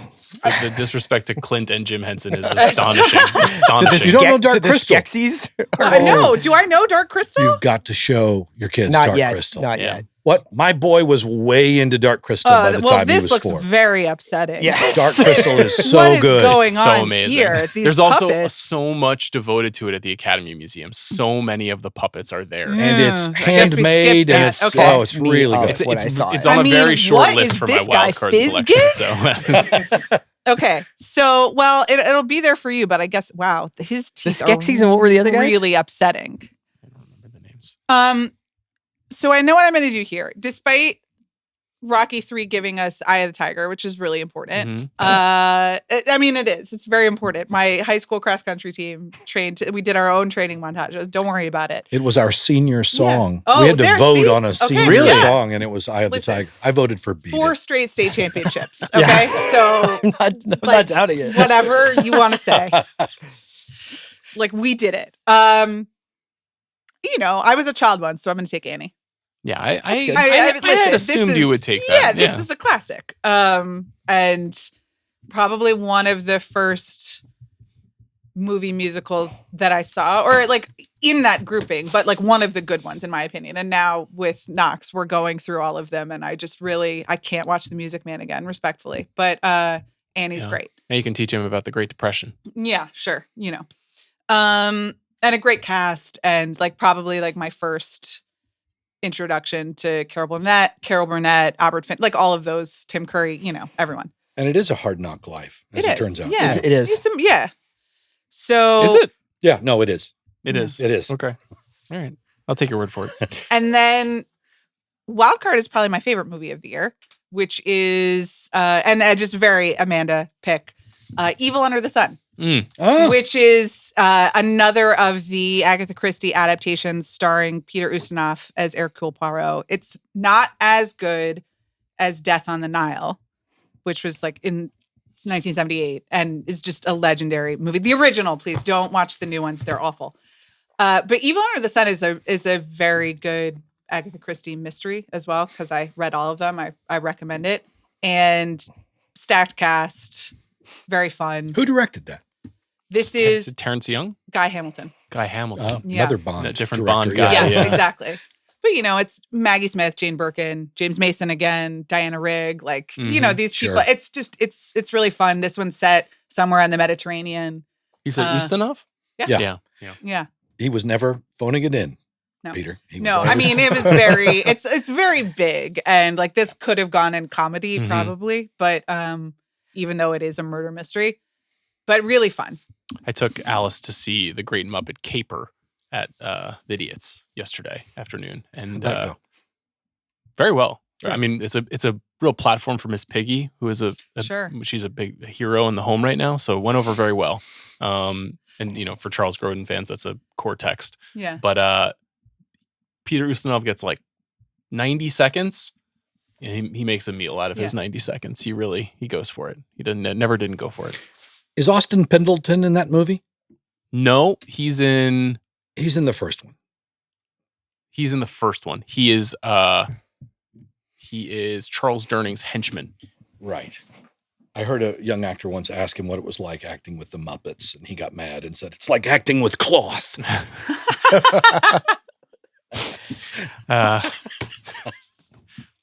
Okay. You took your two? Yeah, that's it. I I'm have done. wild card left. What are you going to do? I'm going to take personal best.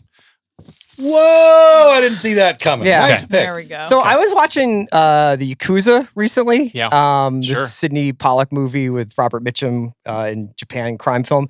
And I've forgotten that Town did a rewrite of the Schrader script that he's a credited co-screenwriter.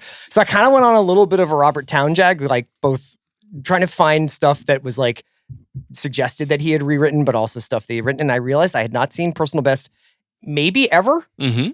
If I had, I did not remember it. And what really struck me about it this time, it's a coming of age movie and a love story about a track star who in Oregon who's training for the Olympics, and Scott Glenn, Mariel Hemingway is the track star. Scott Glenn plays her coach. Is how amazingly like Town directs all the running sequences and the training sequences and how wonderfully cinematic it is. But it's got a great script, and I wasn't sure if this was like a controversial movie or not. Do you think?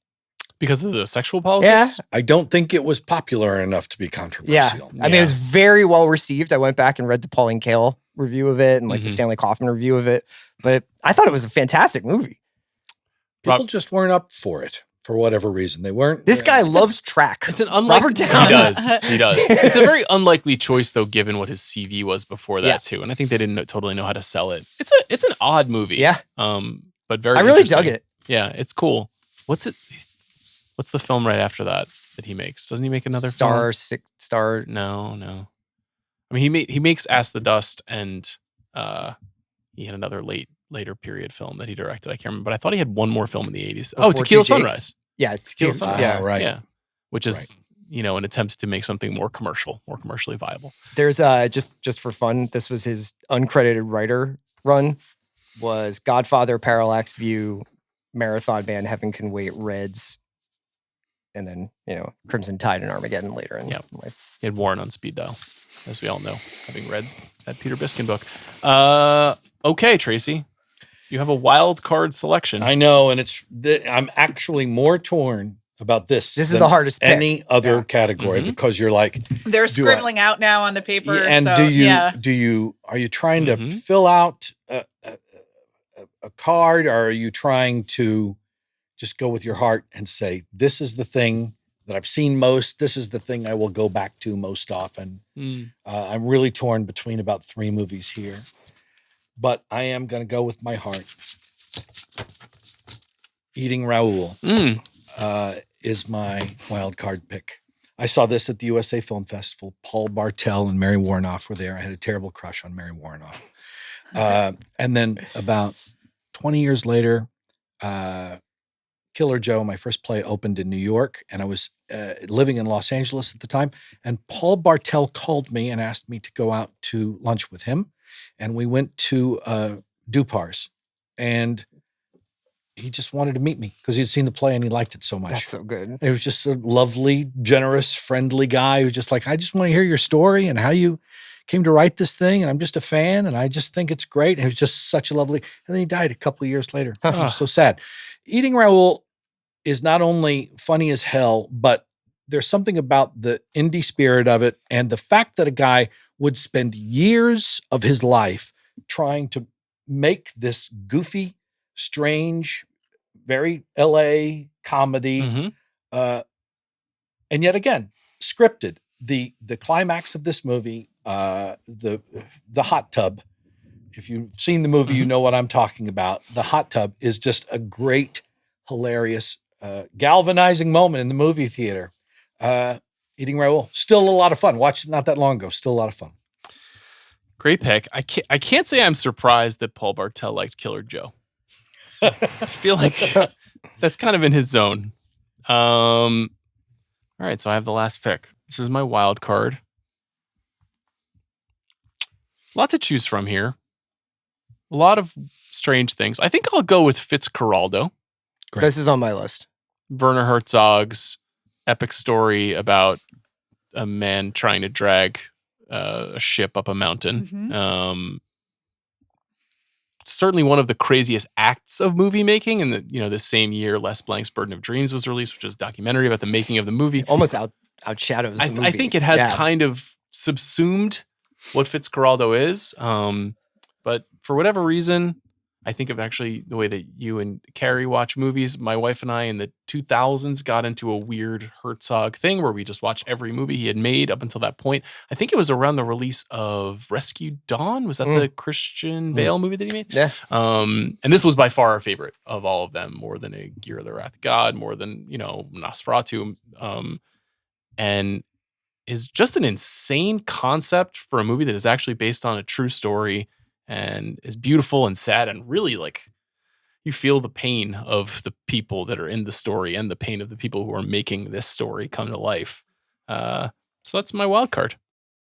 There's, you won't often hear me acknowledging a meme, but there's a great one where he puts on an album. He's demonstrating the Victrola he's got there, and he puts it on, and the meme, it's a Steely Dan song, and he's gesturing. It's fantastic, and everybody's just like drifting away slowly. That's a great pick. Thanks. So we're done. Should we recap our picks? Well, should we do some honorable mentions first? Hell yes. I got to throw out a couple of B-movie genre movies. Vice Squad. Great. Which you can see a poor version of on Tubi, is a absolutely disgusting LA noir with a truly, truly unhinged Wings Hauser performance as a pimp. If you enjoyed the film Maxine, there's a This lot is Vice from Squad Maxine is that is from pulling Whence from It Vice Came. Squad, yes. Also, Amityville 2, The Possession, a really good horror movie. Damiano Damiani, is that his name? Damiano Damiani, an Italian filmmaker who barely spoke English, who made a movie that feels completely disconnected to the original Amityville horror. With Burt Young. I find incomprehensible this movie. It's fun to watch. And one last one. There was a couple of TV movies from this year that I really enjoyed. One was The Shadow Riders, which is a Tom Selleck and Sam Elliott Western adapted from a Louis L'Amour movie book that was on TBS my entire childhood. And Executioner's Song, the adaptation of the Norman Mailer novel with Tommy Lee Jones as Gary Gilmore. Yep. Wow. There's a European cut of that with a lot of nudity. It didn't make it onto American TV. I'll have to look that up. Just FYI. Was that spliced out of the reels that you were showing at a certain point? Any other wild cards you guys would like to cite? Grease 2? Grease 2. Michelle Pfeiffer. That's true. Speaking of movie That's stars right. We arriving projected on the that scene. at the ship drive-in. I remember Grease 2. Yeah. Very well. Go over well? I don't recall. Okay. Chan is Missing. Where are Wang you on Wang's first Grease? movie. Yeah. I loved Grease. Okay. I had a great, great time one. with Grease. Yeah. Chan is Missing. I just watched it a couple of days ago in preparation for this draft, and it was one of the ones I was really juggling for wild card. It's a great movie. Did you know it's one of the most successful movies ever made? In terms of its budget to box office? $20,000 budget. Wow. $20,000 and made $1.2 million at the box office. That's a 60x ROI. There you I don't go. know a lot about it, but it's pretty good. This is a legendary cult horror year for a variety of reasons. Some movies we've selected, some we didn't select. In particular, Pieces, the Spanish-American Juan Piquer Simón movie, which is in the conversation for most deranged horror movie of the 1980s about a chainsaw murder. The House on Sorority Row. Yep. And also Slumber Party Massacre. Yes. Yep. In the same year. So you can, to the Porky's and Fast Times point, young men at this time, We were eating. they Finding wanted themselves. something Yeah. particularly specific. Well, the Congratulations. slasher it blew up for two, right? The peak year was 81, and then by 82, it had kind of started to really play out by 82. But anybody with $120,000 could go make one of these. And still make money off. Right. Cue the Winged Serpent, Yeah. also a cult horror classic, directed by Larry Cohen. It's about a winged serpent terrorizing Manhattan. Living in the Chrysler Building. Yeah. Great method performance by Michael Moriarty. Michael Moriarty at the center of that thing. Just like nobody told him that he was in a bad movie because he's thought he going was for in- it. He really is. I think I said that to you when we were talking about it. I'm like, he is locked in this movie. A movie I have not seen, but that people say kind things about is my favorite year. Oh, I love it. It's a great You ever movie. see that movie? Peter O'Toole. Peter O'Toole. You would love that movie. I would. Okay. You I'm should Googling put it. that on your list. Okay. That's a great movie. Okay. Yeah. Directed by Richard Benjamin, based Yes. on his experiences as a page Oh, at this does NBC while they were very making fun. your show of shows. Is it Mark Lynn Baker? Is he the It is. star? Yeah. And Joseph Bologna plays the Sid Caesar part. And Peter O'Toole. It's a great Peter always O'Toole wanted to see this performance. movie, yeah. It's really good. It's a nice Warner Archive Blu-ray of that There you as go. well. Must be Say nice. Amen Somebody, a great documentary from that year, joyous documentary about gospel singers. Just if you're feeling bad about the world right now, get Say Amen Somebody and feel better about yourself. Also available on Canopy. Do you know about Canopy? Certainly do. The I have a library service. card. Yes, that's a really good service. And It Say is. Amen Somebody. Explain is what it is available. if people don't know. If you have a library card, you can get the streaming service Canopy. That's all that's required. And it's actually pretty replete little streaming site. I watched for the first time the movie 9 Songs, a Michael Winterbottom movie. You're familiar with this movie? Not.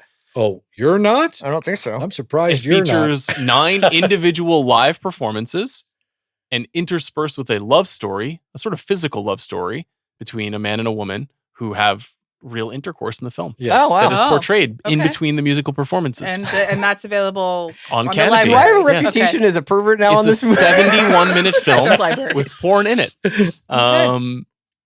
Keep going. What else we got? Quest for Fire. Yeah. Jean-Jacques Annaud. Is that how you say his name? Which is about early man Caveman, yeah. with Ron Perlman and Everett McGill and Ray Don Chong. Terrific adventure about early man. Those movies don't usually work, but they actually did the work on that one. Anthony Burgess did the sounds, the language that they're using, and Desmond Morris did the movement. I mean, they actually put some work into creating the world of early man. Paul Mazursky's Tempest, which is great comedy drama with, based on the Shakespeare play with Cassavetes, Jetta Rowlands. Who Am I This Time? Do you guys know this? I don't. No. Jonathan Demme, Christopher Walken, Susan Sarandon. It's an hour-long film based on a Kurt Vonnegut Jr. short story. I do not know this one. Who Am I This Time? Haven't seen it. Great romantic comedy. Oh, wow. With it's only an hour long, but it is. I think it was originally shown on American Masters or American Playhouse, something like that. Great movie. Koyana Scotzi. Yep. It's a lot of fun, depending on your state of mind. Mhm. Smithereens. Just watched this yesterday as well. Familiar with this movie? Yes, Smithereens. Smithereens, the first American independent movie to play in competition at the Cannes Film Festival. Yes. It was a very good punk. It's Susan Seidelman's movie Oh, is this before before Desperately Desperately? Seeking Okay. Susan. Yeah. Okay. and it's got a great punk Score by the energy to it. Feelies. Oh man. Yeah. Yeah, Okay. and It's a cool Richard movie. Hell plays a large part Oh, okay. in the movie. It's good. Barbarossa, a good outlier Western directed by Fred Schapisi with a screenplay by Bill Whitliff, who was a great Texas writer, with Willie Nelson and Gary Busey. And if your picture of Gary Busey is Gary Busey now, then you've forgotten what a great actor Gary Busey actually was. He was really a superb actor. Really good Western. Veronica Voss. Fassbender had mentioned two Fassbender. movies this year, right? Carell and his last two movies. He Yes. died this year, I think, in 82. Do you have a preference, Veronica Voss I'll take versus Veronica Carell? Voss. Okay. Mark Carell Maron, back in the news. Mark Maron's favorite movie. Veronica FYI. Voss? Veronica Voss. That's his favorite movie? It is. Okay. It's a bold pick. Richard Pryor, Live on the Sunset Strip. Almost Incredible. took it in comedy. I was thinking about it. This and Night Shift were the two comedies that This- didn't go. Yeah. Oh, Night Shift, too. I didn't even think of that. Yeah. Live on the Sunset Strip was just on HBO nonstop Yes. in the 80s. And so I've seen it Did you- 100 times. I mean, it's so many parts of it. So many Did you times. happen to check out the box office for that on the box It did, office it did list? well, right? Oh, man. Yeah. Richard Pryor. This was a big year for Richard Yes. Pryor. But it was kind of like that first Chappelle special on Netflix after he had been gone for a period of time, because there was this feeling like he had something to say after all of these incidents that he had with addiction and, all the trouble that he was having too. Yeah. He's amazing in that movie. That's like, is that the greatest stand-up comedy film ever? Well, he's the Probably. greatest stand-up comic, Yeah. and that's a pretty good record Yeah. of it right there. Smash Palace, a New Zealand movie with Bruno Lawrence, directed by Roger Donaldson. Roger Donaldson is the father of India. Is that her name? India Donaldson, yes. Donaldson, who directed Good one. Good One this year. Roger Donaldson, very good. They'll get mad at me if I say that's part of the Australian New Wave because it was in New Zealand, but the truth is it is considered part and parcel of Australian New Wave, which was really thriving that year. And La Balance, which I just rewatched, a French movie that's credited with kind of bringing back the policier. Natalie Baye is in the movie. She won all the awards for the movie, and it's a good pimps and gangsters French I gotta check that out. French thing. Yeah, it's good. We didn't mention Year of Living Dangerously, which No. is Sigourney Weaver and Mel Gibson. Because it doesn't qualify. At all? This is what we found out. It's Did it not? actually Did it come off? We 83. took it Oh, off. Yeah. okay. Yeah. Creep Show. And then I was going to ask you, Creepshow. have you ever seen The Still of the Night? Roy Scheider and Meryl Streep. It's basically a Hitchcock pastiche. Just No. Robert Benton directed it. Meryl Streep said it is the worst movie she has appeared in, which I disagree with. But when did she say it? on Watch What Happens Live like 10 years ago. So I don't know. Interesting. Oh, we're gonna have to Yeah, recap. there have on been it. some since then. What else? The Entity? Barbara Hershey being raped by a ghost. Crazy That movie. happens in that Okay. movie. Upsetting film in some ways. Remarkable special effects for the time, which is a stupid thing to say about a movie about rape, but there are incredible special effects. You know what I saw for the first time that I really liked is White Dog. Oh, yeah. It's a Sam Fuller. movie about a dog that is trained to attack black people, and the attempt. Oh no, is not where I thought you were going. Where'd you think I was going? I don't know. You just started talking about dogs, and I was like, well, okay. I love dogs. I Yeah. would not love this dog. This is a mean dog. This is a dangerous dog. But This is one of his last movies, right? it is. It's like a great confrontation about the idea of that it's clear that racism can be trained into someone, but can it be trained out of them? As someone who has been taught to see the world that way, obviously it's metaphorical because it's about a dog, Right. but Paul Winfield plays a dog trainer who attempts to convert this racist dog into a dog that doesn't see color. Unracist dog? Does it work? Which sounds ridiculous. I don't want to spoil the film. Okay. It has one of the great endings, I think, of the Yeah. year 1982. Okay. Entity White Dog double feature.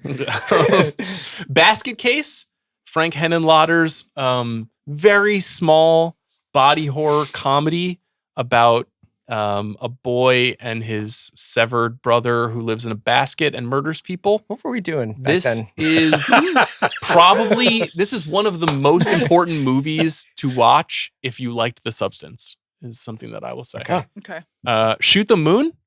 What about Shoot the Moon? Really good. I mean, not great, but really Wow. good. And there was, and because it was not great, because there are things about the movie that are a little wet or don't quite work, it's overshadowed some of the really good qualities of that movie, especially the performance of a young actress named Dana Hill in that film, who the same year she appeared in a TV version of Carson McCullers' Member of the Wedding. And she was a great actress who died, unfortunately, way, way, way too young. Because of her diabetes, she was much smaller and often played juvenile roles, even though she was an older actress. And the diabetes killed her a couple of years later. She was a great actress, and it's a great performance by her. And, it's Albert Finney and Peter Weller and Karen Allen and Diane Keaton. It's a great cast. Very good movie. Yeah. Coppola's One from the Heart. Yep. A famous fiasco. Oh, really? This was 82? Oh, I wish I'd known that. Oh, well. I think a movie that had a very, very bad reputation when it was released, but has been revived in multiple times, most recently last year. Tom Waits music for that? Yeah. Tom Waits and Crystal Gale. Yes. You like Author? I love Author. Israel Horovitz, sort of writing about his personal experiences, even though he's gotten in some trouble and then he died. Yeah. But this is a lot of fun. Yeah. Bob Dishy, very funny in that movie. Speaking of getting into trouble, Midsummer Night's Sex Comedy, Woody Allen. Good stuff. Dead Men Don't Wear Plaid. Oh, yeah, Steve Martin. A lot of Fun comedy. Last American Virgin. Yeah. What about Chris? This is a teen comedy, and it's just a kind of a cheapy TNA teen comedy with a surprisingly dark ending. The end, it's worth watching Last American Virgin to see that ending and go, whoa, I did not see this I haven't movie seen it. breaking that dark. I got to check this out. Gregory's Girl actually made a couple of years earlier, but released in America that year. Bill Forsythe's coming of age drama, comedy, a lot of fun. There's a big one we haven't mentioned, which is Conan the Barbarian. Right. Speaking of a year that introduced us to movie stars, we'd seen Arnold Schwarzenegger before, but I feel like this is the concretizing moment of Arnold's massive forthcoming celebrity. And it's a cool, real metal version of a movie where you've got this collision of the original story. Milius wrote this? And John Milius wrote and directed. Oh, directed. Actually, it was originally written by Oliver Stone. It's Oliver Stone's script, but you can see Milius has also brought a lot of his foreboding masculinity to the story. Very strange, amazing James Earl Jones performance as the villain in this movie, wearing quite the wig. It's just not your thing. It's not my thing. You don't get into fantasy. I got on the airplane to come here to LA, and we got on. No, I was coming back from New Zealand. I was just in New Zealand, so it was a long 15-hour flight.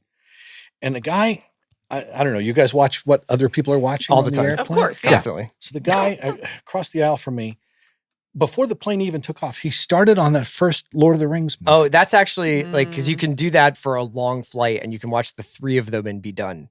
It's a trick. It's a kind of a trick. He did. Yeah. He watched all three of them back to back to back. I've never seen them, and watching them over his shoulder, I was just like, I don't get it. I'm with you.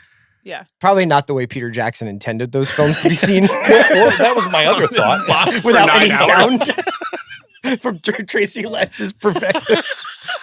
I did something once where I was sitting next to a guy who started watching The Dark Knight, and he was watching it, and I just kept kind of looking over. I was watching like a game on it was like on a JetBlue flight, and he's watching Dark Knight, and I was like, man, Dark Knight looks pretty good right now. Yeah. And so, but then I decided the game was boring and I was going to watch Dark Knight 2, but because he had been watching Dark Knight for 45 minutes, I fast forwarded it to catch up to him. So then he looked over and I was also watching Dark Knight exactly timed to his. And I was just like, this you is didn't great. exchange words? Not as And you said, why so serious? Okay, let's recap our picks. Hold on. Wait. Tenebrae. Oh, I forgot about Tenebrae. Dario Argento, Giallo. Good stuff. Class of 1984. Good little exploitation movie. So many horror exploitation movies from this year. Yeah, Crazy. right? And they're all like 75 minutes long. Yeah. Why did you say at the top of this that you didn't pick this year when you so obviously did? What was that about? I did not pick this year. I'm so confused. I don't But know. we would have done it tell you. anyway because it's your birth year. Don't we do the birth years? Yeah, we have done, we've done yours 77 and we've done yours. 84, Yeah. So you probably said to me, you know what we should do is 1982 because it's my birth That did year. not happen. I'm almost certain of it. Sitting there very confidently with your Porter Wagner coif. I'll take that as a compliment. Okay, let's recap our picks. I went first, so I'll go first. Okay. In drama, I selected First Blood. Little controversial. I feel good about it. In comedy, I selected The World According to Garp. In thriller, action, horror, sci-fi, I took The Thing. In blockbuster, reminder the threshold was 40 million or more, I took Poltergeist. In Oscar, I took Das Boot. In wildcard, I took Fitzcarraldo. 2 West German productions in my slate. Okay. Who knew? Congratulations. Who would have thunk it? It was the last year of the new German That's right. cinema movement. In drama, I took The Verdict. In comedy, I took Tootsie. Sci-fi, action, thriller, horror, I took The Road Warrior. In blockbuster, I took Star Trek II. In Oscar nominee, I took Missing. And in wildcard, I took Eating Raoul. In drama, I took The Draftsman's Contract. It's a hard word to say for me. In comedy, I took Fast Times at Ridgemont High. In sci-fi, horror, thriller, I took Halloween 3, Season of the Witch. In blockbuster, I took 48 Hours. In Oscar, I took E.T. And in wildcard, I took Personal Best. Love that for you. Amanda? In drama, I took Diner. In comedy, I took Death Trap. In thriller, action, horror, science fiction, I took Blade Runner. In blockbuster, I took Annie. In Oscar, An Officer and a Gentleman. And in wildcard, Evil Under the Sun. I feel like you and I had a mutual destruction pact in this one. Yeah. It was like once one of us lost, we had to take the other one down. I mean, it was tough. A little bit that's like draft Yeah. order, and Yeah. it's kind of like taking one from the other, but yes. Did this go as you thought it might? Well, other than Bobby sticking it in and breaking it off, yeah. You got to Take end it it up there. Take it up with the internet. I didn't have nothing to do with it. I thought it was, a King of Comedy would have changed things if that had been Would have changed things. Do you have anything you'd like to promote before you say goodbye? Oh God, no. Okay, thank you for thank you for not doing that. Oh no, I have no. Can I promote some stuff? Please feel free. The Eagles won the Super Bowl. Uh-huh. They've had a parade. They've all done podcasts. This and is airing in March. I have nothing to promote. March. Anything you'd like to promote? A jam session? Okay. Yeah. The actual fun time I have on this. No, how dare you. Come on. Yeah. What? No. You don't like would talking never. about sex comedies and exploitation horror? We were talking about Halloween 3 for 9 consecutive minutes. I know, and you did a great job recapping it Thank for you. me. You were like, what do they do? What do the kids do? Have we been doing this for like 3 hours? Has this been It's over 2 hours. Yeah. This is how it goes.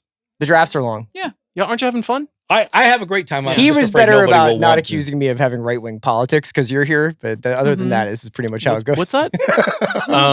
Well, thank you to Tracy Letts. This was very generous of you.